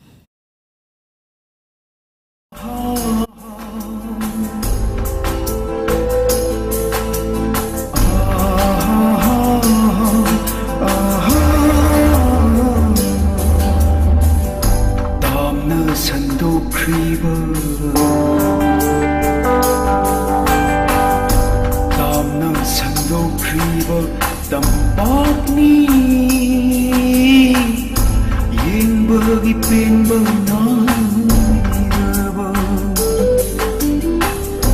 ꯇꯥꯝꯅ ꯁꯟꯗꯣꯛꯈ꯭ꯔꯤꯕ ꯇꯝꯄꯥꯛꯅꯤ ꯌꯦꯡꯕꯒꯤ ꯄꯦꯟꯕ ꯅꯥꯏꯔꯕ 우르르가 뛰라 이호바 우르르가 뛰라 이호바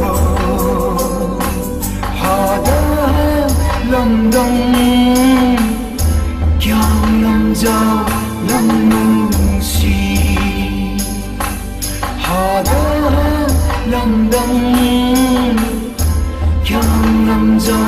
영문시 시비 거보베리 시비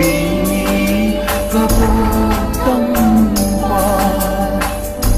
땀는 산도 크리버 땀는 산도 크리버 땀박니 yingbagi pingu nairabo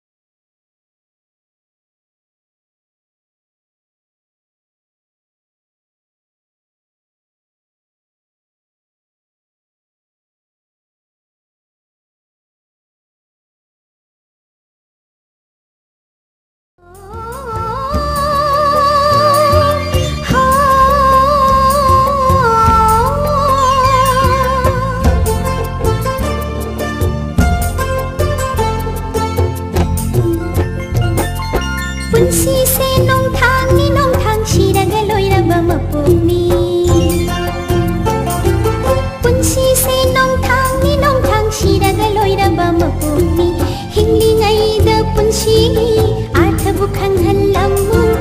ꯍꯤꯡꯂꯤꯉꯩꯗ ꯄꯨꯟꯁꯤꯒꯤ ꯑꯥꯔꯊꯕꯨ ꯈꯪꯍꯜꯂꯝꯃꯨ ꯀꯠꯊꯣꯛꯅꯍꯧ ꯊꯃꯣꯏꯒꯤ ꯈꯨꯗꯣꯜ ꯀꯠꯊꯣꯛꯅꯍꯧ ꯊꯃꯣꯏꯒꯤ ꯈꯨꯗꯣꯜ ꯄꯨꯟꯁꯤꯁꯦ ꯅꯣꯡꯊꯥꯡꯅꯤ ꯅꯣꯡꯊꯥꯡ ꯁꯤꯔꯒ ꯂꯣꯏꯔꯕ ꯃꯄꯣꯛꯅꯤ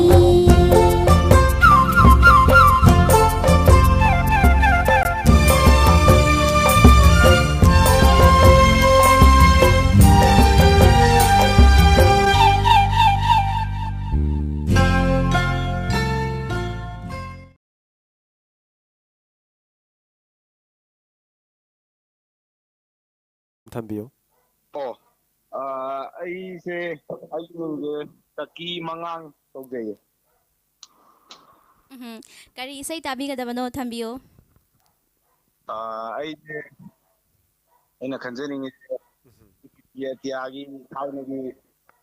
ꯆꯤꯊꯤꯁꯨ ꯍꯜꯂꯛꯇꯦ ꯅꯨꯡꯁꯤꯁꯨ ꯍꯥꯏꯔꯛꯇꯦ ꯅꯄꯥꯎ ꯑꯃꯠꯇꯁꯨ ꯇꯥꯍꯟꯗꯦ ꯇꯧꯕ ꯏꯁꯩꯗꯣ ꯑꯗꯨꯗꯨꯝꯇꯪ ꯈꯟꯖꯒꯦ ꯊꯥꯒꯠꯆꯔꯤ ꯏꯕꯨꯡ ꯁꯣꯏꯗꯅ ꯊꯥꯖꯔꯛꯀꯦ ꯏꯕꯨꯡ ꯑꯗꯣ ꯏꯁꯩꯁꯤꯒ ꯏꯕꯨꯡꯒꯤ ꯄꯨꯟꯁꯤ ꯋꯥꯔꯤꯒ ꯀꯔꯤ ꯃꯔꯤ ꯂꯩꯅꯕ ꯋꯥꯔꯤ ꯂꯩꯈꯤꯕꯅꯣ ꯍꯥꯏꯕꯗꯨ ꯈꯪꯖꯅꯤꯡꯉꯤ ꯏꯕꯨꯡ ꯑꯩꯒꯤ ꯄꯨꯟꯁꯤꯁꯦ ꯁꯨꯝ ꯇꯧꯕꯅꯦ ꯍꯥꯏꯕꯤꯌꯨ ꯂꯩꯕꯥꯛꯀꯤ ꯏꯔꯥꯡꯅꯒ ꯂꯩꯕꯅꯦ ꯄꯩꯁꯥ ꯇꯥꯟꯗꯕꯗꯤ ꯌꯥꯗꯦ ꯅꯍꯥꯁꯨ ꯑꯣꯏꯔꯤꯕꯅꯤꯅ ꯅꯨꯄꯤꯁꯨ ꯊꯤꯅꯤꯡꯉꯤ ꯑꯗꯨꯕꯨ ꯑꯩꯒꯤꯅ ꯈꯪꯅꯖꯔꯤꯕꯁꯦ ꯑꯩꯅ ꯄꯩꯁꯥ ꯇꯥꯜꯂꯤꯀꯥꯟꯁꯤꯗꯩꯗ ꯃꯥ ꯅꯉꯣꯟꯗ ꯃꯇꯝꯁꯦ ꯄꯤꯕ ꯉꯝꯈꯤꯗꯕ ꯍꯥꯏꯇꯥꯔꯦꯅꯦ ꯑꯗꯨꯗ ꯃꯥꯁꯦ ꯈꯔ ꯋꯥꯔꯧꯈꯤꯕ ꯑꯗꯩ ꯍꯧꯖꯤꯛꯁꯦ ꯐꯣꯟ ꯄꯥꯏꯔꯛꯇꯗꯅ ꯂꯩꯔꯦꯕ ꯑꯗ ꯇꯨꯝꯕꯁꯨ ꯌꯥꯗ꯭ꯔꯦ ꯃꯉꯣꯟꯗ ꯑꯝꯇꯪ ꯗꯦꯗꯤꯀꯦꯠ ꯇꯧꯖꯒꯦ ꯇꯧꯕꯅꯦ ꯊꯥꯒꯠꯆꯔꯤ ꯏꯕꯨꯡꯅ ꯊꯃꯣꯏ ꯁꯦꯡꯅ ꯊꯃꯣꯏꯒꯤ ꯑꯣꯏꯕ ꯋꯥꯔꯣꯜꯁꯤꯡ ꯊꯝꯕꯤꯔꯕꯒꯤꯗꯃꯛꯇ ꯏꯕꯨꯡꯕꯨꯁꯨ ꯊꯥꯒꯠꯆꯔꯤ ꯏꯕꯨꯡ ꯑꯗꯣ ꯏꯕꯨꯡ ꯏꯁꯩ ꯑꯁꯤ ꯃꯇꯦꯛ ꯑꯃꯇꯪ ꯈꯨꯗꯣꯜ ꯇꯧꯕꯤꯔꯝꯃꯨ ꯏꯕꯨꯡ ꯏꯁꯩꯁꯦ ꯈꯨꯗꯣꯜ ꯇꯧꯗ꯭ꯔꯤꯀꯥꯟꯗ ꯑꯩꯒꯤ ꯈꯪꯅꯖꯔꯤꯕ ꯃꯥꯏ ꯃꯃꯤꯡ ꯍꯥꯟꯅ ꯄꯟꯖꯔꯝꯒꯦ ꯆꯤꯡꯃꯩꯔꯣꯡꯗꯒꯤ ꯃꯇꯧ ꯂꯩꯕꯤ ꯃꯉꯣꯟꯗ ꯗꯦꯗꯤꯀꯦꯠ ꯇꯧꯖꯒꯦ ꯃꯤꯡꯁꯨ ꯑꯁꯨꯛꯀꯤ ꯃꯇꯤꯛ ꯐꯖꯩ ꯍꯥꯏꯕ ꯇꯥꯏ ꯃꯔꯨꯞꯀꯣ ꯁꯛꯄꯤꯔꯛꯑꯣ ꯆꯤꯊꯤꯁꯨ ꯍꯜꯂꯛꯇꯦ ꯅꯨꯡꯁꯤꯁꯨ ꯍꯥꯏꯔꯛꯇꯦ ꯅꯄꯥꯎ ꯑꯃꯠꯇꯁꯨ ꯇꯥꯍꯟꯗꯦ ꯁꯥꯡꯅ ꯁꯥꯎꯒꯜꯂꯤꯕ ꯅꯥꯄꯜꯅ ꯇꯧꯒꯜꯂꯤꯕ ꯌꯥꯅꯤ ꯃꯇꯦꯛ ꯏꯕꯨꯡ ꯑꯗꯣ ꯏꯕꯨꯡ ꯅꯤꯡꯍꯟꯅꯕ ꯇꯧꯕꯤꯒꯅꯨ ꯏꯕꯨꯡꯒꯤꯁꯨ ꯃꯇꯝ ꯆꯥꯔꯕ ꯀꯥꯟꯗ ꯏꯁꯣꯔꯅ ꯏꯕꯨꯡꯒꯤꯁꯨ ꯃꯇꯤꯛ ꯆꯥꯕꯤ ꯑꯃ ꯁꯣꯏꯗꯅ ꯁꯦꯝꯕꯤꯔꯛꯀꯅꯤ ꯍꯥꯏꯕꯁꯤ ꯊꯝꯖꯒꯦ ꯏꯕꯨꯡꯁꯨ ꯃꯇꯤꯛ ꯆꯥꯕ ꯃꯤ ꯑꯃ ꯑꯣꯏꯅꯅꯕ ꯀꯟꯅ ꯍꯣꯠꯅꯔꯒ ꯏꯕꯨꯡꯒꯤ ꯇꯨꯡꯒꯤ ꯂꯥꯛꯀꯗꯕ ꯄꯨꯟꯁꯤꯗ ꯍꯦꯟꯅ ꯌꯥꯏꯐꯕ ꯑꯣꯏꯔꯁꯅꯨ ꯍꯥꯏꯅꯁꯨ ꯊꯝꯖꯒꯦ ꯏꯕꯨꯡ ꯌꯥꯝ ꯅꯨꯡꯉꯥꯏꯖꯔꯦ ꯑꯗꯨ ꯃꯔꯨꯞ ꯑꯩꯈꯣꯏꯒꯤ ꯊꯧꯔꯝ ꯑꯁꯤꯒꯤ ꯆꯠꯅꯕꯤ ꯑꯣꯏꯅ ꯑꯩꯈꯣꯏ ꯄꯣꯔꯧ ꯄꯥꯎꯇꯥꯛ ꯑꯃꯃꯝ ꯑꯩꯈꯣꯏ ꯀꯣꯂꯔꯁꯤꯡꯗ ꯍꯪꯖꯕ ꯑꯁꯤ ꯑꯩꯈꯣꯏ ꯑꯗꯨꯝ ꯆꯠꯅꯗꯨꯅ ꯑꯗꯨꯝ ꯂꯥꯛꯏ ꯍꯥꯏꯕ ꯇꯥꯏ ꯑꯗꯨ ꯃꯔꯨꯞꯇꯁꯨ ꯑꯩꯈꯣꯏ ꯄꯣꯔꯧ ꯑꯃꯇꯪ ꯈꯨꯗꯣꯜ ꯇꯝꯖꯔꯛꯀꯦ ꯃꯔꯨꯞ ꯌꯥꯏꯌꯦ ꯆꯤꯡꯖꯨꯝꯒꯤ ꯏꯐꯨꯠꯅ ꯍꯥꯏꯖꯕ ꯇꯥꯏꯀꯣ ꯑꯩꯈꯣই ꯆꯤꯡꯖꯨꯝꯒꯤ ꯏꯐꯨꯠ ꯏꯁꯤꯡꯅ ꯑꯩꯈꯣꯏꯒꯤ ꯏꯁꯤꯡ ꯆꯥꯎꯕ ꯑꯣꯏꯊꯣꯛꯂꯣꯏ ꯍꯥꯏꯕꯁꯤ ꯃꯔꯨꯞꯀꯤ ꯑꯣꯏꯕ ꯋꯥꯈꯜꯂꯣꯟꯗ ꯀꯔꯤꯅꯤ ꯍꯥꯏꯅ ꯊꯝꯕꯤꯅꯤꯡꯉꯤ ꯑꯃꯨꯛꯇꯪꯒ ꯍꯟꯕꯤꯌꯨꯕ ꯆꯤꯡꯖꯨꯝꯒꯤ ꯏꯐꯨꯠꯅ ꯏꯁꯤꯡ ꯆꯥꯎꯕ ꯑꯣꯏꯊꯣꯛꯂꯣꯏ ꯆꯤꯡꯖꯨꯝꯒꯤ ꯏꯐꯨꯠꯅ ꯏꯁꯤꯡ ꯆꯥꯎꯕ ꯑꯣꯏꯊꯣꯛꯂꯣꯏ ꯏꯁꯤꯡ ꯆꯥꯎꯕ ꯑꯣꯏꯊꯣꯛꯂꯣꯏ ꯃꯁꯤꯒꯤ ꯄꯥꯎꯔꯧ ꯃꯇꯦꯛ ꯑꯁꯤꯅ ꯄꯤꯅꯤꯡꯉꯤꯕ ꯑꯩꯈꯣꯏꯒꯤ ꯅꯨꯡꯒꯤ ꯑꯣꯏꯕ ꯑꯥꯔꯊꯁꯤ ꯃꯔꯨꯞꯀꯤ ꯑꯣꯏꯕ ꯋꯥꯈꯜꯂꯣꯟꯗ ꯀꯔꯤꯅꯤ ꯍꯥꯏꯅ ꯊꯝꯕꯤꯅꯤꯡꯉꯤ ꯑꯩꯅ ꯈꯟꯖꯕ ꯍꯥꯏꯕꯤꯌꯨ ꯃꯔꯨꯞ ꯇꯥꯖꯔꯤ ꯑꯩꯁꯤꯗꯤ ꯂꯦꯞꯄ ꯑꯗꯨꯕꯨ ꯏꯁꯤꯡꯁꯦ ꯊꯨꯝꯒꯠꯀꯥꯟꯗ ꯇꯝꯈꯤꯕꯅ ꯍꯦꯟꯒꯅꯤ ꯑꯗꯨꯅ ꯑꯄꯤꯛꯄ ꯊꯕꯛ ꯑꯣꯏꯒꯦꯔꯥ ꯑꯗꯨꯅ ꯑꯆꯧꯕ ꯌꯥꯝꯅ ꯆꯥꯎꯕ ꯊꯕꯛ ꯑꯃ ꯂꯥꯝꯕ ꯐꯪꯕꯒꯤ ꯀꯩꯅꯣꯁꯦ ꯑꯣꯏꯊꯣꯛꯂꯣꯏ ꯍꯥꯏꯕꯗꯣ ꯑꯗꯨꯗꯣ ꯑꯣꯏꯔꯝꯒꯗꯧꯕ ꯃꯥꯜꯂꯦꯅ ꯈꯟꯖꯩ ꯊꯥꯒꯠꯆꯔꯤ ꯃꯔꯨꯞꯀꯤ ꯑꯩꯈꯣꯏ ꯆꯨꯝꯕ ꯂꯥꯟꯕꯗ ꯇꯣꯉꯥꯟꯅ ꯊꯝꯈ꯭ꯔꯒ ꯊꯃꯣꯏꯗ ꯐꯥꯎꯔꯛꯄ ꯋꯥꯐꯝ ꯑꯗꯨꯃꯛ ꯊꯃꯣꯏ ꯁꯦꯡꯅ ꯑꯃꯨꯛꯄ ꯂꯩꯇꯅ ꯍꯥꯏꯕꯤꯔꯛꯄ ꯑꯁꯤꯒꯤꯗꯃꯛꯇ ꯊꯥꯒꯠꯄ ꯐꯣꯡꯗꯣꯛꯆꯔꯤ ꯃꯔꯨꯞ ꯑꯗꯨꯒ ꯑꯩꯈꯣꯏ ꯃꯔꯨꯞꯅ ꯍꯧꯖꯤꯛ ꯈꯟꯕꯤꯔꯛꯂꯤꯕ ꯏꯁꯩꯁꯤ ꯑꯩꯈꯣꯏ ꯏꯪꯉꯦꯟ ꯑꯇꯤꯌꯥ ꯄꯥꯔꯠ 1ꯒꯤ ꯏꯁꯩ ꯑꯣꯏꯗꯣꯏꯅꯤꯀꯣ ꯃꯔꯨꯞ ꯍꯣꯏ ꯃꯥꯅꯦ ꯑꯗꯣ ꯏꯁꯩ ꯃꯔꯨꯞ ꯅꯤꯔꯃꯂꯥ ꯑꯩꯈꯣꯏꯒꯤ ꯉꯁꯤ ꯈꯨꯗꯣꯡꯆꯥꯕꯁꯤ ꯂꯧꯔꯛ ꯃꯔꯨꯞꯇꯨꯒꯤ ꯏꯁꯩꯁꯤ ꯑꯃꯨꯛꯇꯪ ꯈꯨꯗꯣꯜ ꯇꯝꯕꯤꯔꯝꯃꯨ ꯃꯔꯨꯞ ꯑꯩꯒꯤ ꯈꯨꯗꯣꯟꯗꯤ ꯇꯝꯖꯗ꯭ꯔꯕꯅꯦ ꯍꯧꯖꯤꯛꯇ ꯑꯣ ꯊꯥꯒꯠꯆꯔꯤ ꯃꯔꯨꯞ ꯉꯥꯛꯄꯤꯒꯅꯤ ꯍꯥꯏꯔꯛꯇꯦ ꯅꯄꯥꯎ ꯑꯃꯠꯇꯁꯨ ꯇꯥꯍꯟꯗꯦ ꯁꯥꯎꯅ ꯁꯥꯎꯒꯜꯂꯤꯕ ꯅꯥꯄꯜꯅ ꯇꯧꯒꯜꯂꯤꯕ ꯁꯥꯎꯅ ꯁꯥꯎꯒꯜꯂꯤꯕ ꯅꯥꯄꯜꯅ ꯇꯧꯒꯜꯂꯤꯕ ꯉꯥꯏꯈꯤꯒꯅꯤ ꯅꯪꯅ ꯅꯨꯡꯁꯤꯅ ꯌꯦꯡꯂꯛꯄ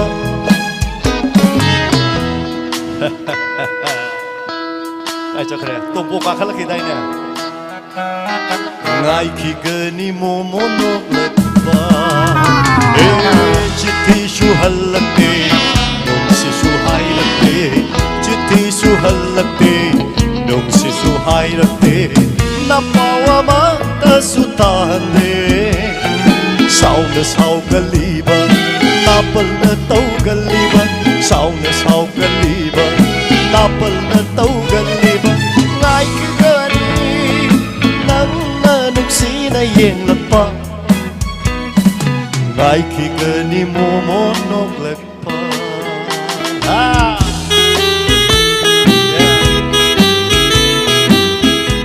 Masigi musician simpa ben gidabakta sumyam kubak hauna mathakki color da su thamjakhiba pawro jingjonggi ifotna ising chawba oithokloi haribasi ramanandagi wakhalonda karini haina thambininge ꯑꯩꯒꯤ ꯋꯥꯈꯜꯂꯣꯟꯗꯗꯤ ꯆꯤꯡꯖꯨꯝꯒꯤ ꯏꯐꯨꯠ ꯍꯥꯏꯕꯁꯤ ꯑꯁꯨꯛꯀꯤ ꯃꯇꯤꯛ ꯄꯤꯛꯏ ꯍꯥꯏꯕ ꯇꯥꯏꯀꯣ ꯑꯗꯨꯅ ꯑꯄꯤꯛꯄ ꯆꯤꯡꯖꯨꯝꯒꯤ ꯏꯐꯨꯠꯀꯨꯝꯕ ꯑꯩꯈꯣꯏꯅ ꯑꯗꯨꯝ ꯑꯩꯒꯤ ꯑꯣꯏꯕ ꯋꯥꯈꯜꯂꯣꯟꯗ ꯍꯥꯏꯔꯒꯗꯤ ꯑꯩꯈꯣꯏꯒꯤ ꯑꯄꯤꯛꯄ ꯃꯤꯅ ꯑꯩꯈꯣꯏꯒꯤ ꯀꯩꯗꯧꯅꯨꯡꯗ ꯑꯆꯧꯕ ꯊꯕꯛ ꯊꯧꯔꯝꯁꯤꯡ ꯑꯗꯨꯒ ꯃꯥꯅ ꯄꯥꯝꯕ ꯍꯥꯏꯗꯤ ꯑꯗꯨ ꯀꯩꯗꯧꯅꯨꯡꯗ ꯑꯣꯏꯊꯣꯛꯂꯣꯏ ꯑꯄꯤꯛꯄ ꯃꯤꯅ ꯈꯟꯕꯁꯦ ꯑꯗꯨꯃꯥꯏꯅ ꯍꯥꯏꯅ ꯊꯝꯖꯒꯦ ꯑꯗꯣ ꯑꯩꯈꯣꯏꯒꯤ ꯅꯤꯔꯃꯂꯥ ꯑꯩꯈꯣꯏꯒꯤ ꯃꯇꯝꯗ ꯀꯅꯥꯁꯨ ꯉꯥꯏꯕꯤꯗꯕꯒꯨꯝ ꯑꯩꯈꯣꯏꯒꯤ ꯃꯃꯤ ꯇꯤꯚꯤꯒꯤ ꯁꯟꯗꯣꯛꯆꯔꯤꯕ ꯃꯃꯤ ꯖꯣꯏꯁꯨ ꯑꯔꯣꯏꯕ ꯃꯇꯝ ꯑꯗꯨꯃꯛ ꯂꯥꯛꯂꯦ ꯍꯥꯏꯕ ꯇꯥꯏꯀꯣ ꯑꯗꯨꯅ ꯉꯁꯤꯒꯤ ꯀꯣꯂꯔ ꯑꯩꯈꯣꯏ ꯊꯧꯔꯝ ꯑꯁꯤꯗ ꯁꯔꯨꯛ ꯌꯥꯕꯤꯔꯛꯈꯤꯕ ꯀꯣꯂꯔꯁꯤꯡ ꯑꯃꯗꯤ ꯊꯧꯔꯝ ꯑꯁꯤꯕꯨ ꯌꯦꯡꯕꯤꯔꯤꯕ ꯈ꯭ꯋꯥꯏꯈꯤꯕꯒꯤ ꯃꯐꯝꯗꯒꯤ ꯉꯁꯤꯒꯤ ꯑꯣꯏꯅꯗꯤ ꯀꯥꯟꯅꯕꯒꯤ ꯂꯧꯗ꯭ꯔꯤꯉꯩꯒꯤ ꯃꯥꯡꯑꯣꯏꯅꯅ ꯃꯊꯪꯒꯤ ꯏꯄꯤꯁꯣꯗꯇ ꯐꯣꯡꯅꯅꯕ ꯄꯥꯎꯔꯧ ꯑꯃꯈꯛ ꯊꯝꯖꯔꯒꯦ ꯄꯥꯎꯔꯧ ꯑꯗꯨꯗꯤ ꯅꯤꯕ ꯍꯩꯕꯗꯒꯤ ꯂꯥꯛꯄ ꯍꯩꯕꯗꯒꯤ ꯍꯨꯕ ꯇꯨꯡ ꯏꯟꯅꯔꯛꯏ ꯑꯃꯨꯛꯀ ꯍꯟꯅꯁꯨ ꯍꯥꯏꯖꯔꯝꯒꯦ ꯅꯤꯕ ꯍꯩꯕꯗꯒꯤ ꯂꯥꯛꯄ ꯍꯩꯕꯗꯒꯤ ꯍꯨꯕ ꯇꯨꯡ ꯏꯟꯅꯔꯛꯏ ꯄꯥꯎꯔꯧ ꯑꯁꯤ ꯊꯝꯖꯕꯒ ꯂꯣꯏꯅꯅ ꯃꯃꯤ ꯇꯤꯚꯤꯅ ꯁꯟꯗꯣꯛꯆꯔꯤꯕ ꯃꯃꯤ ꯇꯤꯚꯤ ꯆꯣꯏꯁꯄꯨ ꯊꯋꯥꯏ ꯇꯥꯅ ꯌꯦꯡꯕꯤꯔꯝꯂꯤꯕ ꯚ꯭ꯌꯨꯋꯔꯁꯤꯡꯕꯨ ꯃꯇꯥꯡ ꯑꯁꯤꯗ ꯀꯥꯏꯅꯅꯕꯒꯤ ꯌꯥꯊꯪ ꯅꯤꯖꯔꯤ ꯑꯃꯨꯛꯀ ꯍꯟꯅ ꯄꯤꯅꯕꯤꯔꯁꯤ Laikigani momo noglekpa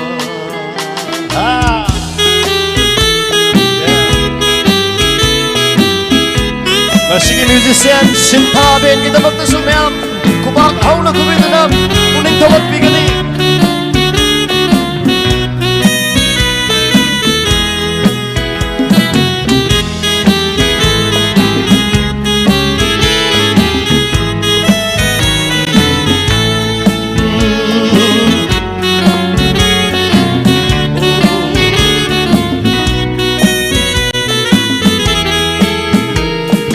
Taningba na pausu nungsibi na hakini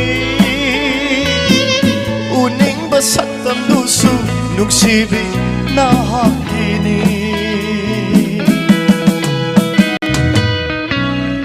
Oh taningba na pausu nungsibi